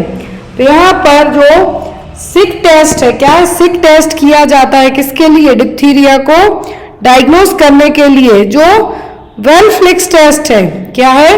वेलफ्लेक्स टेस्ट है, ये किया जाता है किसके लिए? रिक्टेशिया के लिए या फिर रिक्टेशियल इन्फेक्शन के लिए। तो यहाँ पर आपको याद रखना है, वेलफ्लेक्स पूछे तो रिक्टेशियल के लिए, माउंटेक्स सबको पता है टीबी के लिए, सिक टेस्ट होता है डिप्थीरिया के लिए। नेक्स्ट इज यहाँ पर देखिए दिए गए हैं पूरे टेस्ट। टीबी का माउंटेक्स टेस्ट किया जाता है। टाइफाइड को डायग्नोस करने के लिए विडाल होता है। सिफिलिस के लिए वीडीआरएल किया जाता है। स्कारलेट फीवर है जो डिक टेस्ट था आपको ऑप्शन में, यहाँ पर ये होता है स्कारलेट फीवर के लिए। वेलफ्लेक्स टेस्ट होता है टाइफस फीवर और रिक्टीशियल इन्फेक्शन के लिए। किसके लिए? टाइफस और रिक्टीशियल इन्फेक्शन के लिए। तो नाम याद रखें, टेस्ट के नाम याद, और डिसीज का कि कौन सी डिसीज में कौन सा टेस्ट है जो किया जाता है। Next one, which of the following is a long term effect of medical complication of alcoholism. यदि जो लोग लंबे टाइम तक शराब पीते हैं तो उनको क्या मेडिकल कॉम्प्लिकेशन डेवलप होने के चांस है शराब के कारण? पैरोनिया, डिप्रेशन, डेलिरियम ट्रीमर्स या फिर कोर्साकॉफ साइकोसिस। क्या होने के चांसेस हैं? जो लोग लंबे टाइम तक यदि शराब पीते हैं उनके लिए, तो वो होगा यहाँ पर आपका क्या, कोर्साकॉफ साइकोसिस। क्या होगा? कोर्साकॉफ साइकोसिस। Next is which of the following is an immediate treatment given to a patient with an excessive bleeding from an open fracture? यदि किसी को ओपन फ्रैक्चर हुआ है, ओपन फ्रैक्चर का मतलब साथ में ब्लीडिंग भी हो रही है, बोन्स हैं जो इंटैक्ट हो, सॉरी बोन्स हैं जो स्किन को ब्रेक करती हुई बाहर आ गई हैं। ये चीज मैंने आपको जो रिसेंट में स्केलेटल सिस्टम की क्लास ली थी उसमें पढ़ाया भी है। तो यहाँ पर according to that open fracture हुआ है, तो आपकी फर्स्ट प्रायोरिटी क्या होगी? मोबिलाइजेशन करना, bringing bones to normal position, treat for shock, pressure dressing to control the bleeding। तो एक होता है इंटैक्ट फ्रैक्चर जिसमें मतलब बोन्स अंदर ही टूटेगी, स्वेलिंग होगी, लेकिन हड्डी टूट के बाहर नहीं आएगी, नहीं ब्लीडिंग होगी, सीधी सी बात, स्किन ब्रेक नहीं होगी, तो हो गया इंटैक्ट। अब यहाँ पर यदि ओपन फ्रैक्चर है दैट मीन ब्लीडिंग होगी, स्किन ब्रेक हो गई है, ब्लीडिंग हो रही है, तो फर्स्ट प्रायोरिटी होती है आपकी ब्लीडिंग को कंट्रोल करना। ब्लीडिंग कैसे कंट्रोल होगी? प्रेशर ड्रेसिंग के साथ में। तो आपका आंसर क्या होगा? Pressure dressing to control the bleeding. Next one is no not me reaction of the patient seen in which stage of death. तो जो टर्मिनल इल पेशेंट है, यहाँ पर नो नॉट मी यदि रिएक्ट करते हैं तो इसका मतलब कौन सी स्टेज में है? वो जो कुबलर-रॉस की स्टेज है यहाँ पे वही दी गई है, एंगर, बार्गेनिंग, डिनायल या फिर एक्सेप्टेंस। तो कौन सी स्टेज में जब पर्सन नो नॉट मी करेगा, तो वो होगी आपकी कौन सी स्टेज? वो होगी आपकी डिनायल। क्या होगी? डिनायल। जो एलिजाबेथ कुबलर-रॉस है, इन्होंने 5 स्टेज डाइंग की, 5 स्टेज है जो डिस्क्राइब की थी। स्टेज फर्स्ट, या तो ये आपको सीक्वेंस वाइज जमाने आएंगी, ध्यान से सुने, या तो सीक्वेंस वाइज जमाने आएंगी या फिर पूछेंगे कि ये किसने दी है या फिर किस चीज के लिए है। तो ये क्या है? कुबलर-रॉस के द्वारा दी गई 5 यहाँ पे स्टेप होंगे। फर्स्ट होती है डिनायल, नो नॉट मी, सबसे कॉमन रिस्पॉन्स है। स्टेज सेकंड, दूसरे में गुस्सा आएगा, वाई मी, मैं ही क्यों। तीसरे में पर्सन कहेगा यस मी, बट एक्सेप्ट करना चाहेगा लेकिन फिर भी बार्गेनिंग करेगा। फिर डिप्रेशन, डिप्रेशन में आप उसने एक्सेप्ट कर लिया लेकिन बहुत दुखी है, एट द एंड क्या कर लेगा? अपने आप को शांत रखते हुए वो उस चीज को एक्सेप्ट कर जाएगा। आपका रिजल्ट आया, नॉर्सेट में आपने खूब तैयारी की, आपने नॉर्सेट में तैयारी की, रिजल्ट आया, लेकिन आपका एग्जाम क्लियर नहीं हुआ, आप हाफ मार्क से या फिर 1 नंबर से रह गए। पहले तो आपको लगा नहीं नहीं हो जाएगा मेरा, सेकंड काउंसलिंग में हो जाएगा, तो ये आप डिनाई कर रहे हैं, बट आपको अंदर से पता है कि नहीं होने वाला, एक ही काउंसलिंग में भर जाती हैं सीटें।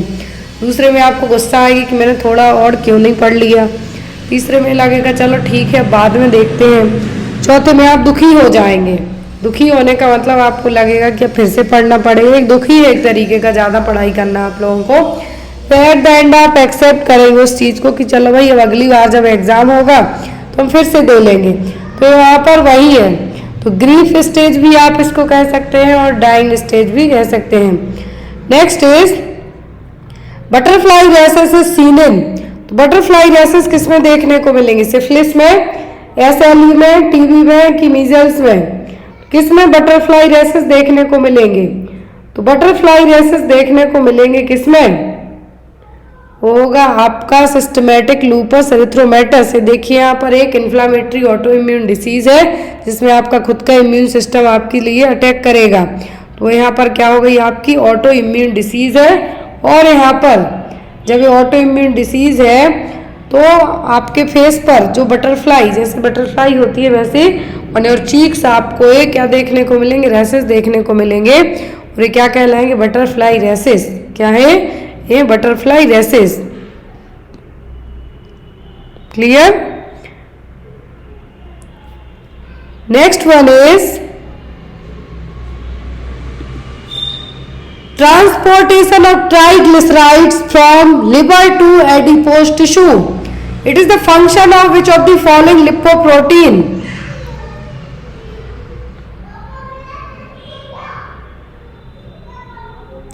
तो यहां पर क्वेश्चन है कि ट्राइग्लिसराइड्स का ट्रांसपोर्टेशन है जो लिवर से एडिपोज टिश्यू तक होता है, तो ये काम कौन करता है? LDL intermediate density lipoprotein, VLDL या फिर HDL। तो ये काम कौन करेगा? ट्राइग्लिसराइड्स का ट्रांसपोर्टेशन एक जगह से दूसरी जगह, तो लिवर से एडिपोज टिश्यू में, कहाँ से? लिवर से एडिपोज टिश्यू में लेके जाना है, तो ये काम कौन करेगा? VLDL, HDL, LDL। तो कौन ये काम करेगा? ये काम आपका कौन करेगा? VLDL, very low density lipoprotein. क्या है? वेरी लो डेंसिटी लिपोप्रोटीन, जो कि एक टाइप का क्या ब्लड फैट है, इसको ब्लड कोलेस्ट्रॉल की कैटेगरी में भी रखा जाता है। LDL हो गया और VLDL हो गया, दोनों क्या है? गुड कोलेस्ट्रॉल नहीं, ये बैड कोलेस्ट्रॉल कहलाएंगे। कौन से?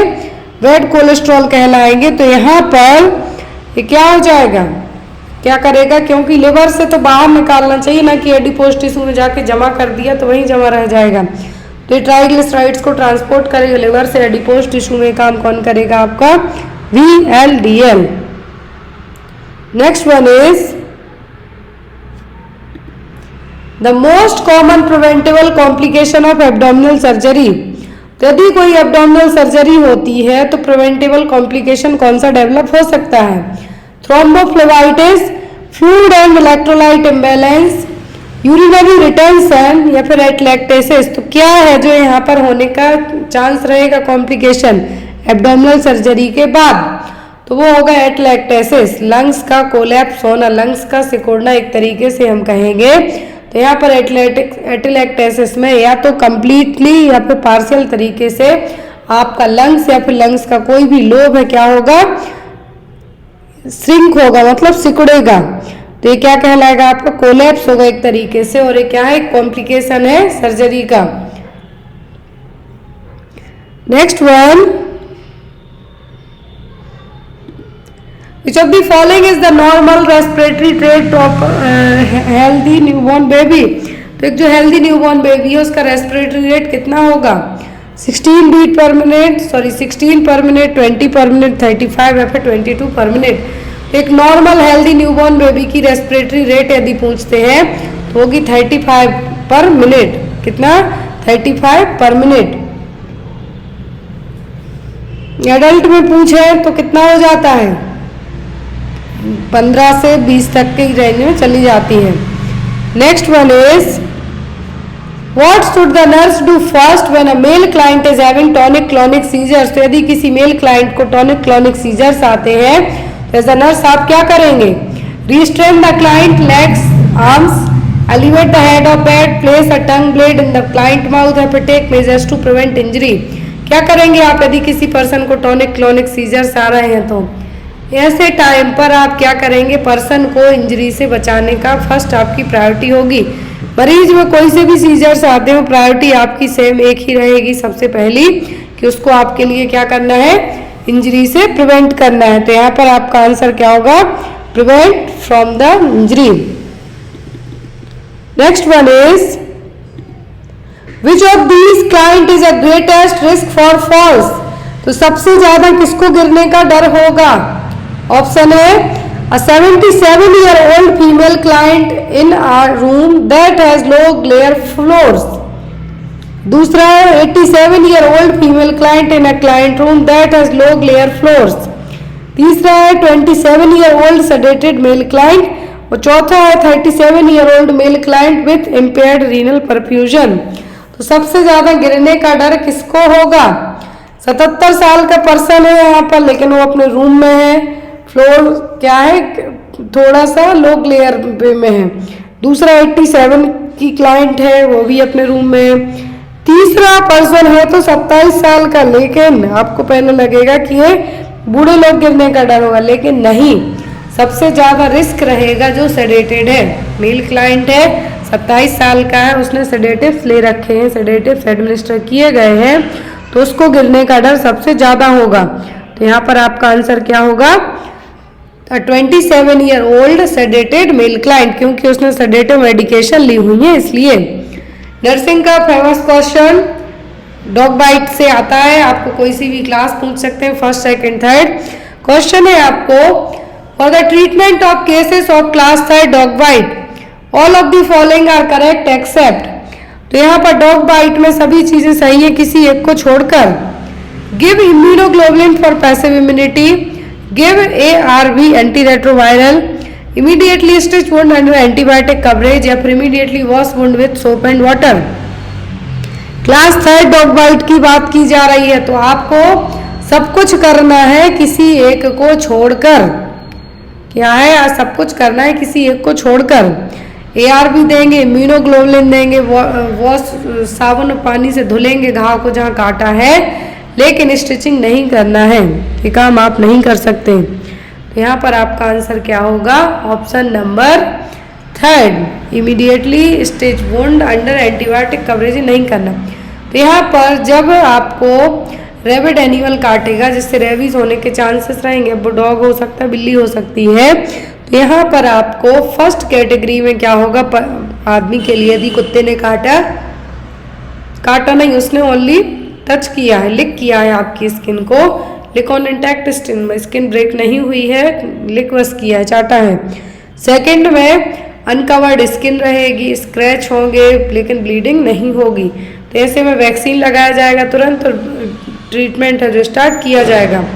थर्ड में आपका बाइट से स्क्रैच है, स्किन भी ब्रोक हुई है, कंटेमिनेशन ऑफ फूड भी हो, म्यूकस भी गया है, और जो यहाँ पर आपको क्या है? सलाइवा भी जो एनिमल की वो आपके अंदर गई है। तो ऐसे में वैक्सीन करना है, रेबीज इम्यूनोग्लोबुलिन लगवाना है, लोकल ट्रीटमेंट करवाना है जो भी घाव हुआ है। तो आपका आंसर क्या होगा यहाँ पर? Option number C. Next is an appendicitis pain is located in which quadrant of the abdomen? appendicitis में पेन है जो कौन से क्वाड्रेंट में होगा एब्डोमेन की? Left lower quadrant, right lower quadrant, left upper quadrant या फिर राइट लोअर क्वाड्रेंट? अपेंडिसाइटिस में पेन होगा लेकिन कौन से क्वाड्रेंट में होगा एब्डोमेन के? लेफ्ट लोअर में, राइट लोअर में कि लेफ्ट अपर और राइट अपर में?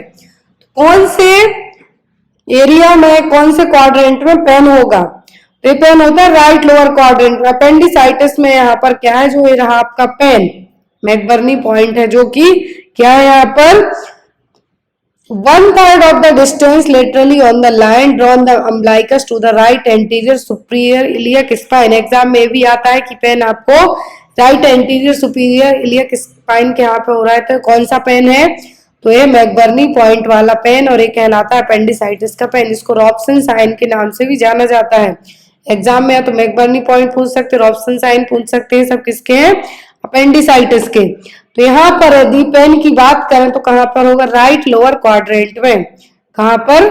राइट लोअर क्वाड्रेंट में पेन होगा।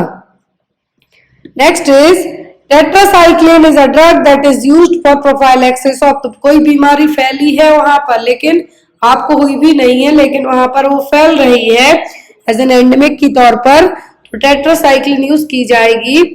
किस डिसीज के लिए की जाएगी? कोलेरा के लिए, मेनिंजाइटिस के लिए, लेप्टोस्पायरोसिस के लिए कि बॉर्डेटेला के लिए?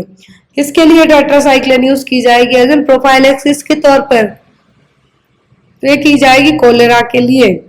कुछ मंथ पहले पौंडुचेरी में कोलेरा फैला था, तो वहां पर एंडेमिक लगा दिया गया था। क्या एंडेमिक लगा दिया गया था? तो यहाँ पर जो कोलेरा की कंडीशन, इसको आप हैजा कहेंगे, तो उसके लिए एज अ प्रोफाइलैक्सिस के तौर पर क्या दिया जाता है? टेट्रासाइक्लिन। टेट्रासाइक्लिन या फिर डॉक्सीसाइक्लिन, दो में से कोई सी भी है जो दे सकते हैं। Next one is best method used for sputum disposal. तो स्पुटम को डिस्पोज करने के लिए बेस्ट मेथड कौन सी अपनाई जाएगी? ब्लीचिंग पाउडर, फिनॉल, बर्निंग या फिर फ्यूमिगेशन? तो जो बेस्ट मेथड है स्पुटम को डिस्पोज करने की वो कौन सी है? वो है आपकी ब्लीचिंग पाउडर। क्या है? Bleaching powder. Next one, the most significant health status indicator of a community. किसी भी देश का सबसे अच्छा हेल्थ स्टेटस का इंडिकेटर कौन सा है? Psychological development of children, life expectancy at birth, disability prevalence या फिर ऑल ऑफ दी अबव? किसी भी देश का सबसे अच्छा हेल्थ स्टेटस पता कैसे चलेगा कि ये देश प्रॉपर तरीके से अच्छी तरक्की कर रहा है? वो पता चलेगा life expectancy at the birth में। क्या है? Life expectancy at the birth, जिसमें यहाँ पर पर्सन की पूरा पैदा होने से लेके वो किस तरीके से अपना जीवन जीता है वो चीजें यहाँ पे इंक्लूड हो जाएंगी। क्या होगा? Life expectancy at the birth. Next one, safe strategy is recommended for the control of trachoma. Safe contain all of the following component except। तो सेफ स्ट्रेटेजी WHO ने लाई थी किसके लिए? ट्रोकोमा के लिए, जो कि एक आई डिसीज है। तो यहाँ पर सेफ में सभी चीजें इंक्लूडेड है किसी एक को छोड़कर। तो क्या होगा? वो होगा आपका एनुअल आई चेकअप। इंक्लूडेड क्या क्या होगा सेफ स्ट्रेटेजी में? सर्जरी, एंटीबायोटिक, फेशियल क्लीनलीनेस और इन्वायरमेंटल इंप्रूवमेंट। सेफ स्ट्रेटेजी के क्या है? 4 यहाँ पर क्या है एक तरीके से इम्प्लीमेंट करने के लिए फैक्ट है, 4 फैक्ट है WHO ने डेवलप की थी।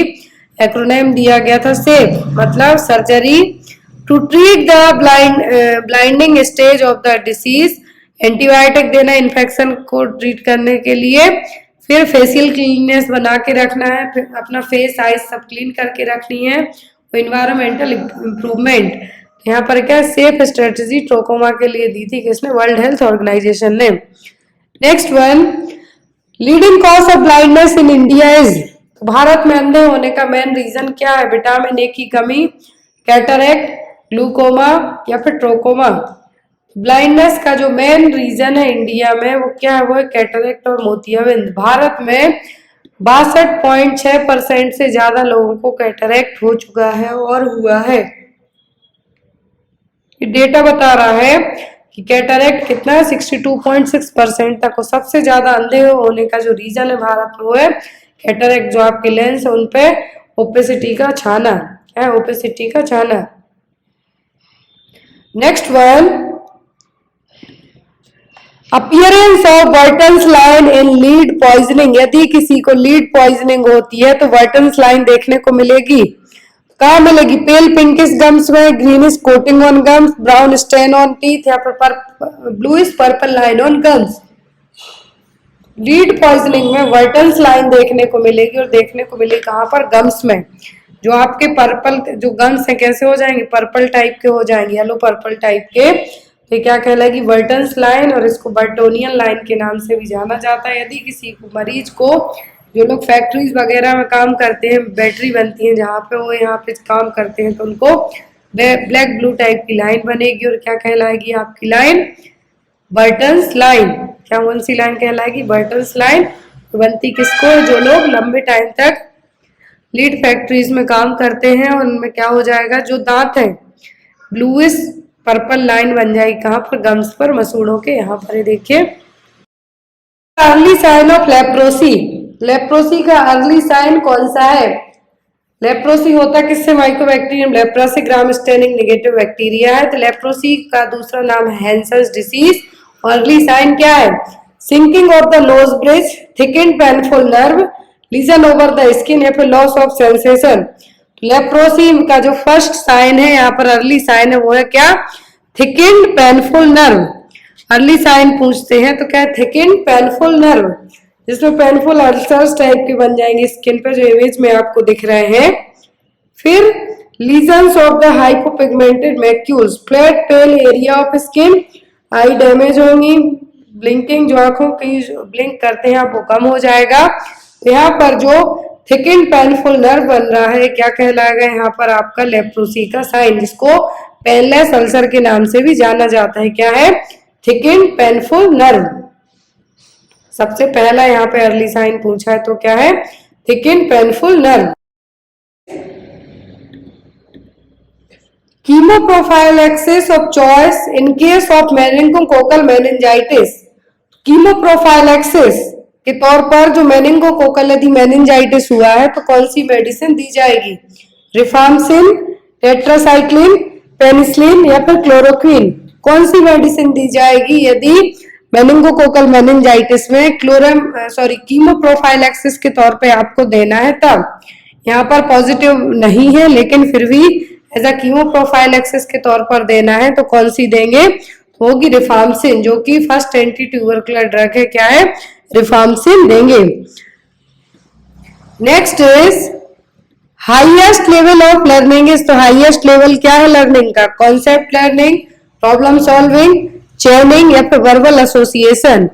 तो सबसे ज्यादा आप किस चीज से सीखेंगे, किसी भी चीज को सॉल्व करके, इसके लिए किसी भी चीज को सॉल्व करके, तो यहाँ पर आपका आंसर क्या होगा, प्रॉब्लम सॉल्विंग। क्या होगा आपका, problem solving. Next one is what is the cover amount for full disability in Pradhanmantri Suraksha बीमा योजना। तो प्रधानमंत्री सुरक्षा बीमा योजना के तहत जो कवर अमाउंट है वो कितना होगा, 1 लाख, 2 लाख, 3 लाख या फिर 4 लाख।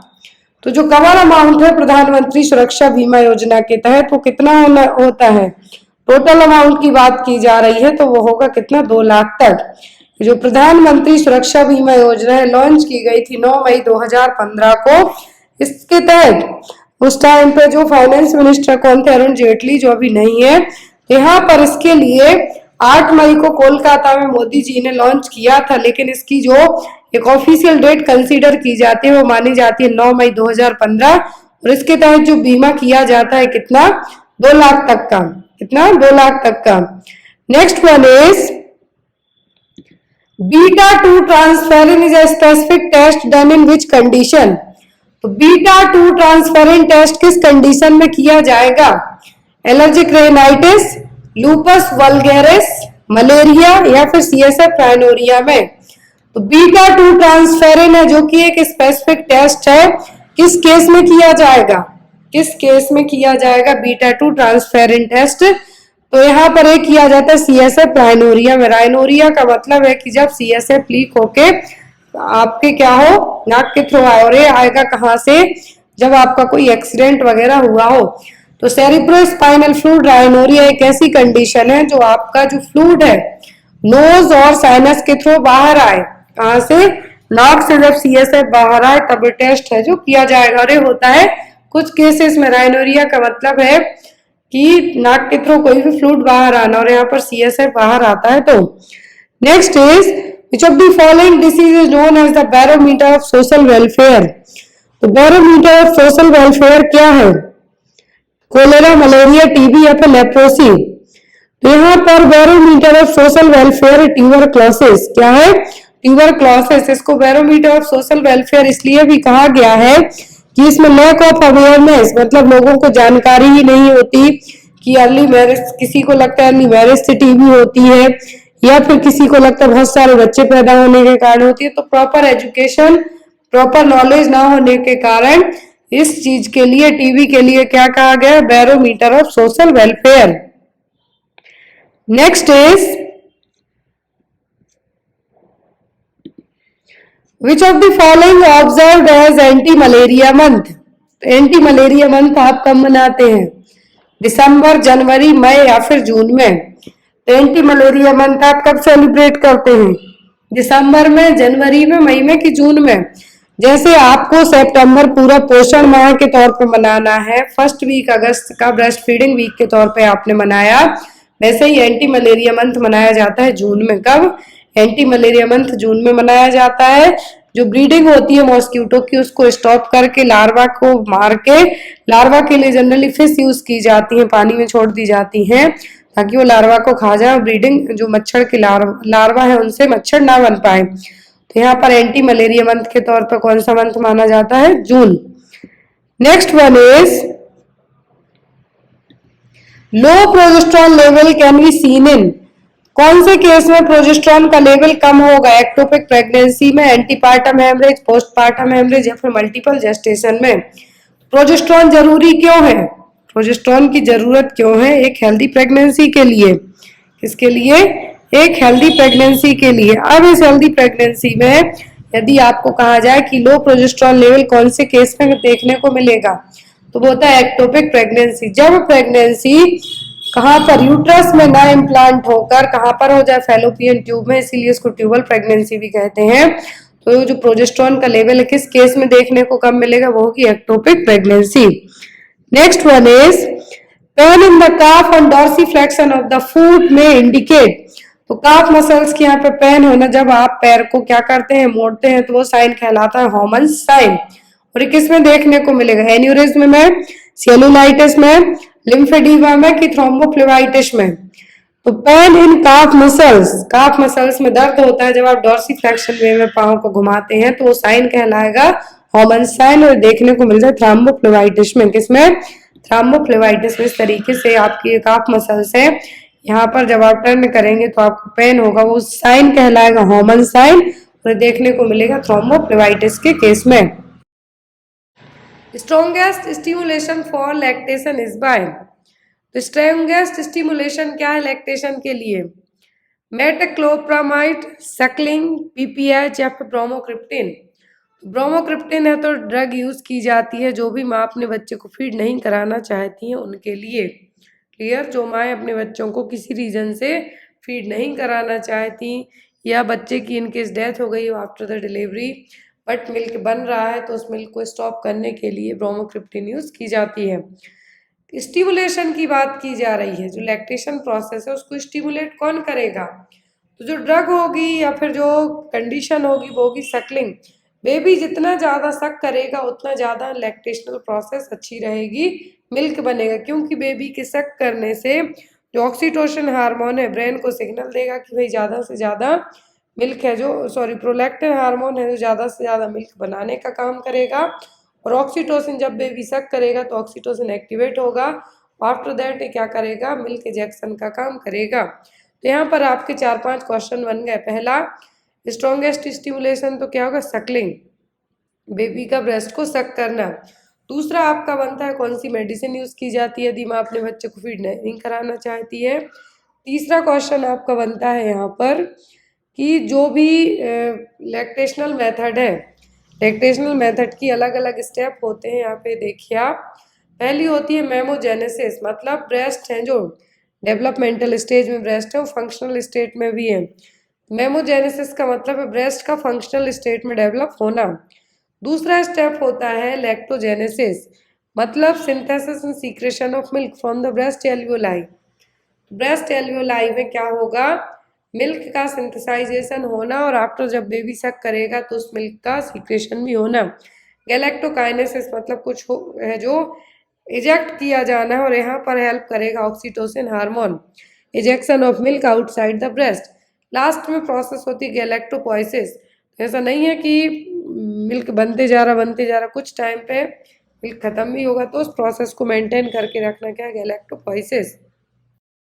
जैसे यूट्रस का इन्वोल्यूशन होता है कि यूट्रस वापस से अपने नॉन प्रेग्नेंट स्टेट में रिवर्ट बैक होती है, वैसे ही यहाँ पर ब्रेस्ट भी आफ्टर जब बेबी फीड करना स्टॉप कर देते हैं, लैक्टेशनल मेथड स्टॉप हो जाती है, ब्रेस्ट भी क्या हो जाते हैं, श्रिंक हो जाते हैं। एज कम्पेयर टू जो ब्रेस्ट फीडिंग मदर है और जो माएँ बच्चे को फीड नहीं कराती हैं, या फिर पोस्ट लैक्टेटिंग मदर है, मतलब फीड कराने के बाद बच्चे ने ब्रेस्ट मिल्क है जो छोड़ दिया है, उनमें चेंजेस देखने को मिलेंगे। तो क्या है, involution. Clear. Next is after the delivery the doses of tablet calcium carbonate with vitamin D3। तो विटामिन B3 और कैल्शियम कार्बोनेट का कितना डोज दिया जाता है, विटामिन B3 और कैल्शियम कार्बोनेट की टैबलेट दी जाती है, कितना डोज दिया जाता है after the delivery, 1 tablet a day for 6 months, 2 tablet a day for 6 months, 2 tablet a day for 9 months, या फिर 3 tablet a day for 6 months। और ये क्यों दिया जाता है, प्रेगनेंसी में तो कैल्शियम दिया ही जाता है, विटामिन D3 दिया जाता है, लेकिन ये आफ्टर द डिलीवरी भी दिया जाता है माँ के साथ साथ बच्चे के लिए भी, ताकि जो माँ बच्चे को फीड कराती है तो उसको ज़्यादा कैलोरीज, ज़्यादा मिनरल्स, हर एक चीज़ ज़्यादा की ज़रूरत है, क्योंकि बच्चा है जो पूरा माँ पर डिपेंडेंट रहेगा, इसीलिए एक्स्ट्रा कैलोरीज, माँ की बोन्स की जो डेंसिटी है वो भी कम होने लगती है फीडिंग कराने के टाइम पर, इसीलिए माँ को क्या किया जाता है, कैल्शियम कार्बोनेट और विटामिन D3 की हैं जो 2 टैबलेट 6 महीने तक कंटिन्यू करने के लिए कही जाती हैं। Next one is which of the following will not be identified as high risk pregnancy. तो इनमें से कौन सी है जो हाई रिस्क प्रेगनेंसी में आइडेंटिफाई नहीं की जाएगी। फर्स्ट ऑप्शन है G2P1A0L1। यहाँ पर GTPL स्कोरिंग है 38 weeks with previous LSCS। G1P0A0L0 34 weeks pregnant with pre eclampsia. G1P0A0L0 38 weeks and height 156 centimetre. अब क्वेश्चन ध्यान से देखें आप।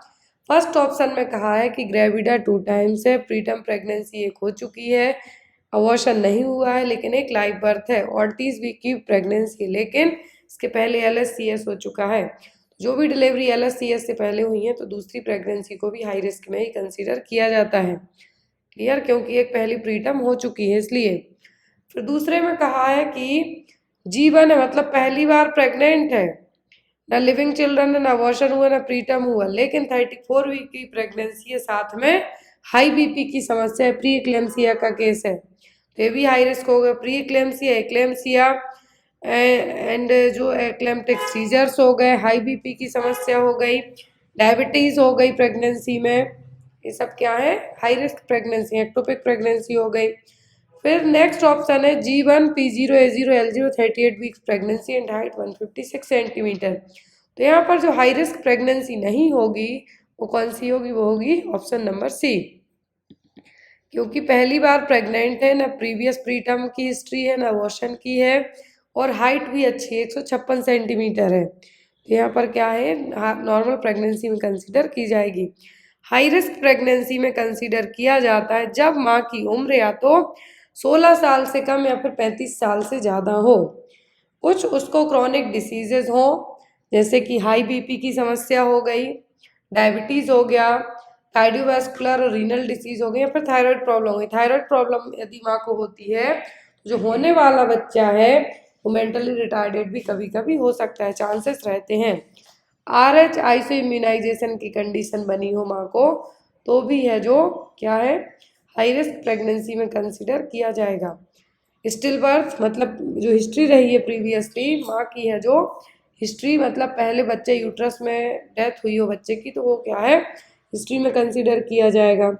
IUGR बेबी हो, पोस्ट टर्म प्रेगनेंसी मतलब 42 वीक से ज़्यादा की प्रेगनेंसी हो गई हो, तब एक से ज़्यादा जेस्टेशन हो, प्रीटर्म लेबर की हिस्ट्री रही हो, मतलब पहले बच्चे 37 वीक के पहले पैदा हो गया हो, या फिर सर्वाइकल इनकॉम्पिटेंस की कंडीशन हुई हो। सर्वाइकल इनकॉम्पिटेंस का मतलब होगा कि जो सर्विक्स का जो यहाँ पर क्लोजिंग होती है म्यूकस प्लग के साथ में, लेकिन एक क्लोजिंग ना हो पाए, तब एक कंडीशन क्या, सॉरी ये यहाँ पर वीक रहेगा जिसके कारण म्यूकस प्लग बन के भी ओपन हो जाए और अबॉर्शन हो सकता है, तो ये क्या है, सर्वाइकल इनकॉम्पिटेंस की कंडीशन है। तो यहाँ पर ऐसे केसेस को क्या कंसीडर किया जाता है, high risk pregnancies. Clear. Next one, insertion of PPIUCD is done after delivery, postpartum intrauterine contraceptive device. Full form पूछा जा सकता है। MPCHO का जब पहली बार पेपर हुआ था तब PPIUCD पूछा गया था। PPIUCD को इंसर्ट कब किया जाएगा, आफ्टर द डिलीवरी। यहाँ पर आपको क्या बताना है कि डिलीवरी के बाद कितने घंटे के बाद आपको PPIUCD इंसर्ट करना है, within 72 hour, within 48 hours, within 7 hour, या फिर विदिन 14 आवर्स। कब PPIUCD है जो इंसर्ट करनी है आफ्टर द डिलीवरी, तो ये आपको विदिन 48 घंटों के, कितना, 48 घंटों के है जो इंसर्ट करना है। लेकिन यदि यहाँ पर पोस्ट प्लेसेंटल तीन यहाँ पर कंडीशन दी गई है, या तो 4 वीक के बाद डिलीवरी के, परपीरियम पीरियड के बाद कर सकते हैं, सिजेरियन सेक्शन हुआ है तो उस टाइम पे अवॉइड करने के लिए भी कहा जाता है, और 48 घंटों का टाइम है जो दिया जाता है। नेक्स्ट वन इज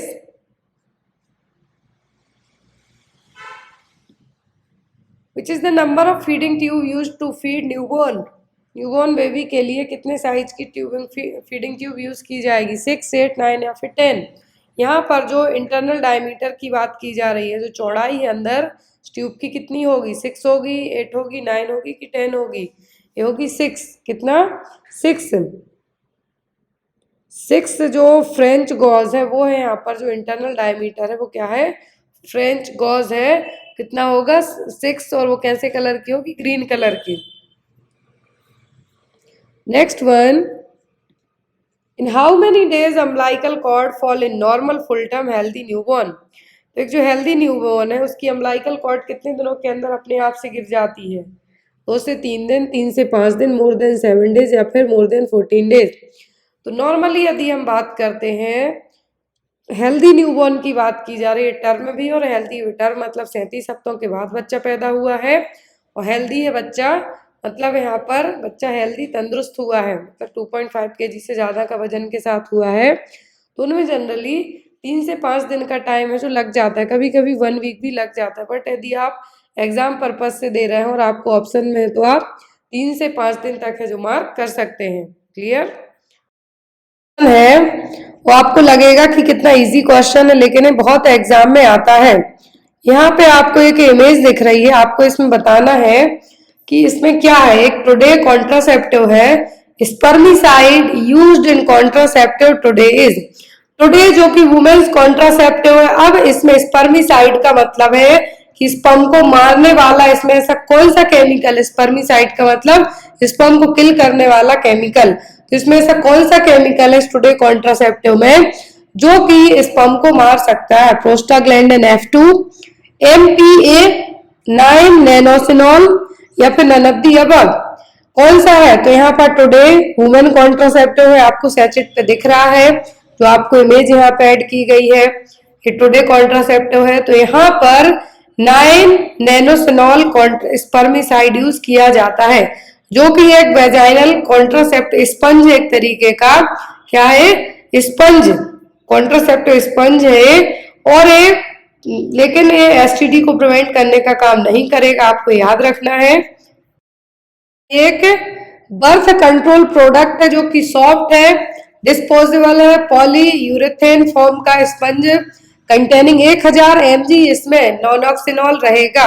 क्या है, 1000 mg ऑफ नैनोक्सिनॉल 9 रहेगा। एग्जाम में आ सकता है कि जो टुडे कॉन्ट्रासेप्टिव है, टुडे कॉन्ट्रासेप्टिव मेथड जो कॉन्ट्रासेप्टिव स्पंज है, इसमें कितना नैनोक्सिनॉल रहेगा, तो वो होता है 1000 mg, 1000 mg, जो कि जैसे ही स्पर्म इसके कांटेक्ट में आएंगे और वो खत्म हो जाएंगे, और इसको डायरेक्ट वेजाइना में इंसर्ट किया जाएगा। और ये ओनली 24 तक, बस ओनली 24 तक आपको प्रेगनेंसी को प्रोटेक्ट करने का काम करेगा। आपको इससे ज्यादा यदि ड्यूरेशन में इंसर्ट करके रखते हैं तो इसको आपको रिमूव करना, देन आफ्टर दूसरा यूज कर सकते हैं, अदरवाइज आपको इन्फेक्शन होने के चांसेस भी हो सकते हैं। क्लियर। नेक्स्ट क्वेश्चन है यहाँ पे,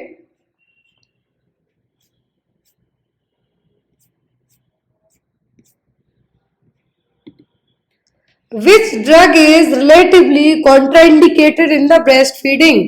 तो जो माँ अपने बच्चे को ब्रेस्ट फीड कराती है उसमें आप कौन सी मेडिकेशन देने को अवॉइड करने को कहेंगे।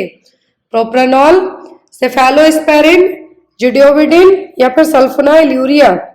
कौन सी मेडिकेशन कॉन्ट्राइंडिकेट करने के लिए कहेंगे यदि माँ अपने बच्चे को फीड कराती है तब, तो वो होगी सल्फोनाइल यूरिया। प्रोप्रानॉल, प्रोप्रानॉल किसके लिए दी जाती है, प्रोप्रानॉल एक एंटी हाइपरटेंसिव ड्रग है, बीटा ब्लॉकर से। सेफेलोस्पेरिन एक एंटीबायोटिक है। जुडोविडिन ये एक ऐसी ड्रग है जो कि HIV पेशेंट को ट्रीट करने में यूज की जाती है। लेकिन यदि ओनली यहाँ पे याद रखना, जिडोविडिन और निवेरापाइन दोनों ART ड्रग है, लेकिन यहाँ पर इनका डिफरेंस क्या है। जिडोविडिन HIV एड्स के लिए दी जाती है, लेकिन निवेरापाइन जो माँ नर्सिंग मदर जो बच्चे को फीड कराती है बट वो HIV पॉजिटिव है, अब उनको निवेरापाइन दी जाएगी। लैक्टेटिंग मदर को यदि HIV है, बच्चे को फीड कराना चाहती हैं तो निवेरापाइन थेरेपी के साथ फीड करा सकती हैं।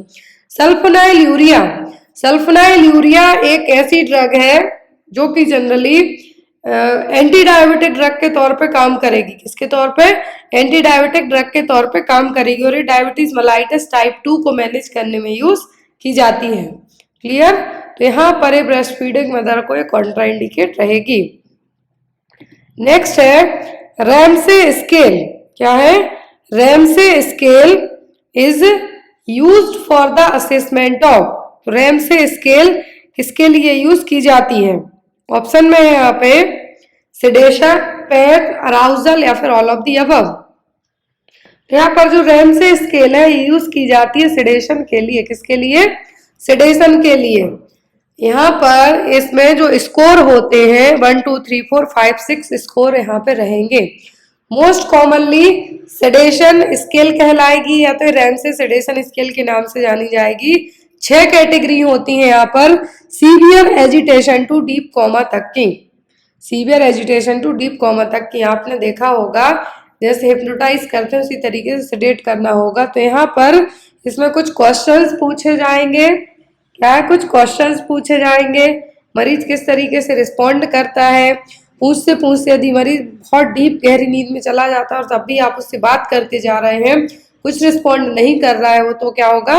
लास्ट होगा पेशेंट एग्जिबिट नो रिस्पॉन्सेज। तो यहाँ पर क्या है? सेडेशन स्केल और Ramsay sedation scale. Next one, the major neurotransmitter involve in the occurrence of obsessive compulsive disorder. कौन सा न्यूरोट्रांसमीटर है ओसीडी में? इसमें ओसीडी में इन्वॉल्व होगा डोपामाइन, एपिनेफ्रिन, एसिटाइल कोलिन या फिर सेरोटोनिन। आपने सभी न्यूरोट्रांसमीटर क्या है? केमिकल है तरीके से क्या करेंगे, आपके सिग्नल्स हैं जो ब्रेन में वो ट्रांजिट करने का काम करेंगे। लेकिन यहाँ पर यदि यही न्यूरोट्रांसमीटर का लेवल या तो कम हो जाए या बढ़ जाए तब प्रॉब्लम होगी। तो कौन सा है जो ओसीडी में डिस्टर्ब होगा? तो होगा सेरोटोनिन। क्या है? Serotonin. OCD is a mental disorder. इसमें पर्सन फील करेगा कुछ करने के लिए, बार बार कुछ करने के लिए होगा कंपल्सन, और जो उसके माइंड में जो आइडिया आ रहे हैं वो कहलाएंगे ऑब्सेशन। क्या है? Certain thoughts repeatedly, thoughts repeat होते, ऑब्सेशन और कुछ करना है वो क्या है? कंपल्सन। तो ओसीडी में जो न्यूरोट्रांसमीटर डिस्टर्ब होगा वो क्या होगा? सेरोटोनिन। ये देखिए neurotransmitter adrenaline, noradrenaline, dopamine, serotonin, GABA, acetylcholine, glutamate और एंडोर्फिन से क्या है? न्यूरोट्रांसमीटर है। अब इन न्यूरोट्रांसमीटर के घटने या बढ़ने से क्या समस्याएं होती हैं? यदि एसिटाइलकोलिन, ACH नाम से आप इसको याद रख सकते हैं, यदि एसिटाइलकोलिन का लेवल बढ़ता है तो क्या होगा? हाई होता है तो डिप्रेशन, घटेगा तो अल्जाइमर। जैसे आपको ओसीडी में पूछा कि कौन सा डिस्टर्ब रहेगा, वैसे यदि पूछे अल्जाइमर हो तो एसिटाइलकोलिन का लेवल क्या होगा? कम होगा। नॉरएपिनेफ्रिन मतलब जो लोग बहुत ज्यादा एक्साइटेड होंगे, मैनिया वाले पर्सन होते हैं, सिजोफेनिया है, एंजाइटी स्टेट है, उनमें नॉरएपिनेफ्रिन का लेवल बढ़ेगा लेकिन ये डिप्रेशन में घट जाएगा। डिप्रेशन में एसिटाइलकोलिन बढ़ेगा लेकिन नॉरएपिनेफ्रिन क्या होगा? घटेगा।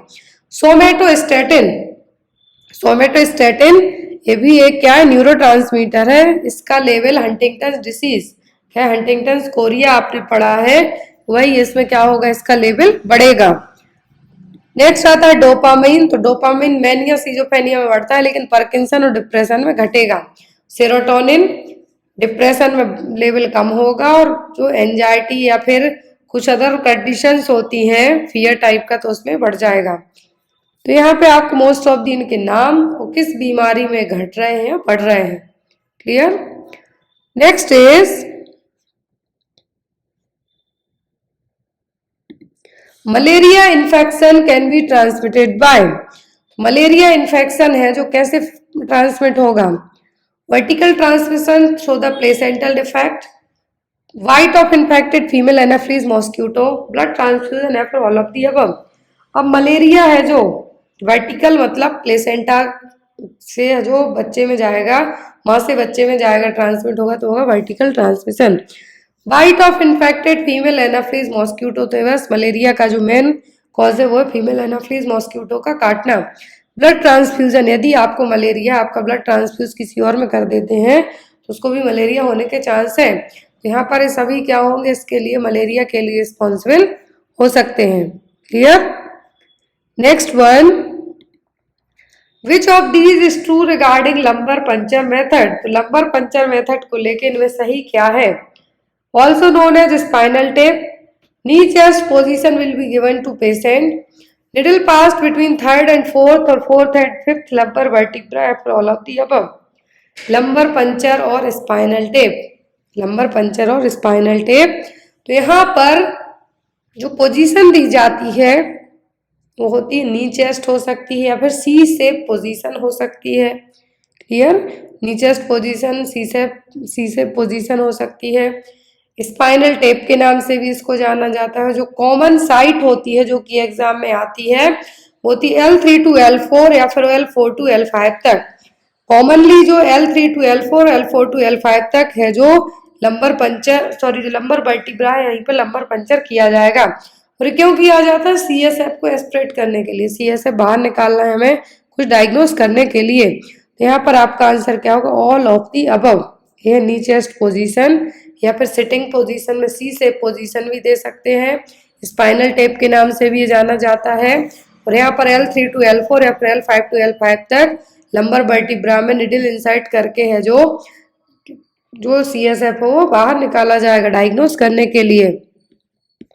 नेक्स्ट है decreased glucose in cerebrospinal fluid suggestive of. ये क्वेश्चन आई थिंक जो जनवरी में पेपर हुआ है उसमें पूछा गया है। HSSC का जो पेपर हुआ है उसमें कि ग्लूकोज में CSF में ग्लूकोज का लेवल कम है तो क्या है? Bacterial meningitis, encephalitis, viral meningitis या फिर ब्रेन एब्सिस। क्या हो सकता है? CSF में ग्लूकोज का लेवल कम है तो ये हो सकता है बैक्टीरियल मेनिंजाइटिस। क्या है? Bacterial meningitis. यहाँ पर हाइपोग्लाइकोरेशिया। क्या है? हाइपोग्लाइकोरेशिया मतलब ग्लूकोज का लेवल CSF में कम होना। Low glucose level in the CSF जो कि कॉमनली बैक्टीरियल, फंगल और ट्यूबरक्लोसिस मेनिंजाइटिस में देखने को मिलेगा, ना कि वायरल में और ब्रेन एब्सिस में। तो यहाँ पर आपको मेनिंजाइटिस की कंडीशन के 3 क्लासिकल साइन याद रखने हैं। Nuchal rigidity, Brudzinski sign, Kernig sign, fever. ये क्या है? क्लासिकल साइन है मेनिंजाइटिस की। और यहाँ पर जो ग्लूकोज का लेवल कम है मतलब कि यहाँ पे क्या है? Bacterial meningitis. Clear? Next one,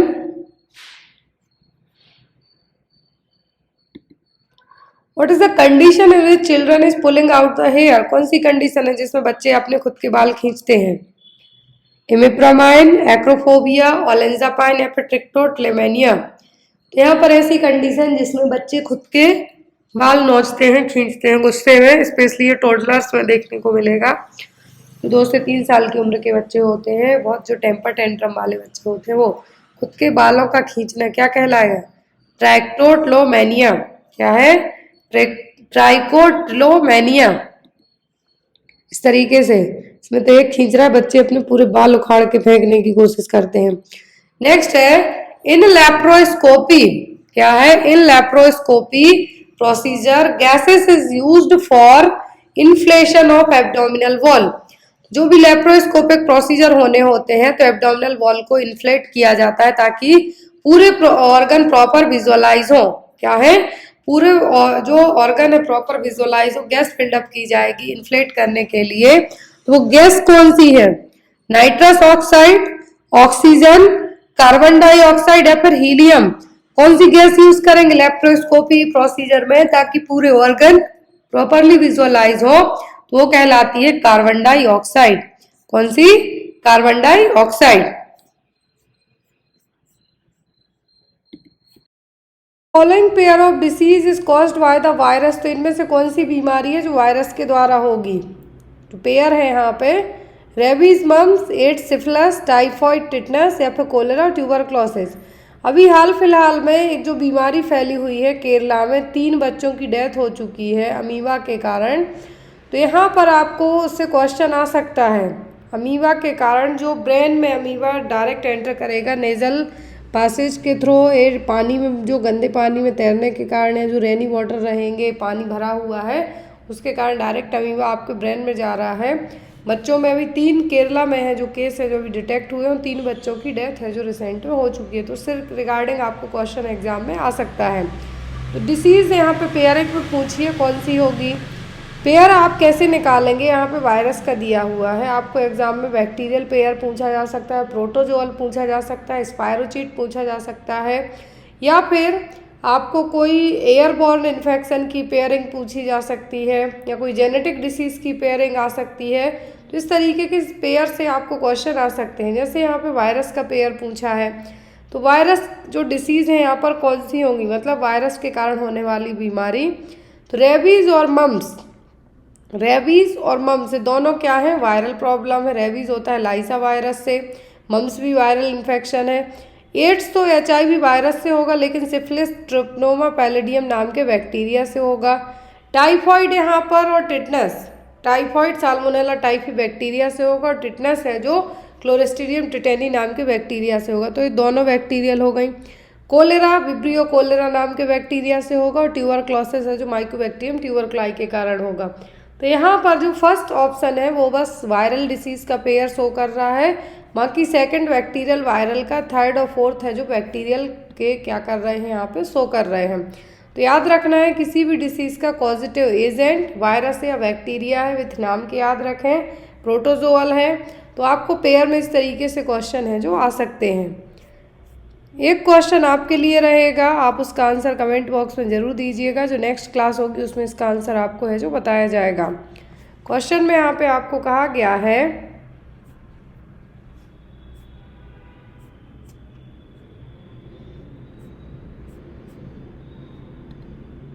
question है यहाँ पर, bow leg and wide wrist are the features of. Bow leg और वाइट रिस्ट किस में देखने को मिलेंगे, CDH मतलब congenital dysplasia of hip, osteomalacia, rickets या फिर पोलियो, किस में देखने को मिलेंगे, bow leg and wide wrist. इसका आंसर आप लोग कमेंट बॉक्स में देना। सभी के लिए once again best of luck. जो लोग पेपर दे रहे हैं कल, बहुत ही अच्छे से अपना पेपर दीजिएगा। कोई भी आपके डाउट वगैरह हो तो आप पूछ सकते हैं। मैं बार बार आपसे इसलिए कह रही हूँ कि आफ्टर द एग्ज़ाम आपको कोई भी डाउट नहीं रहने चाहिए, पहले आपके जो भी डाउट क्लियर हो जाए वो सबसे बेस्ट ऑप्शन है। Clear? Thank you for watching us, bye bye, take care.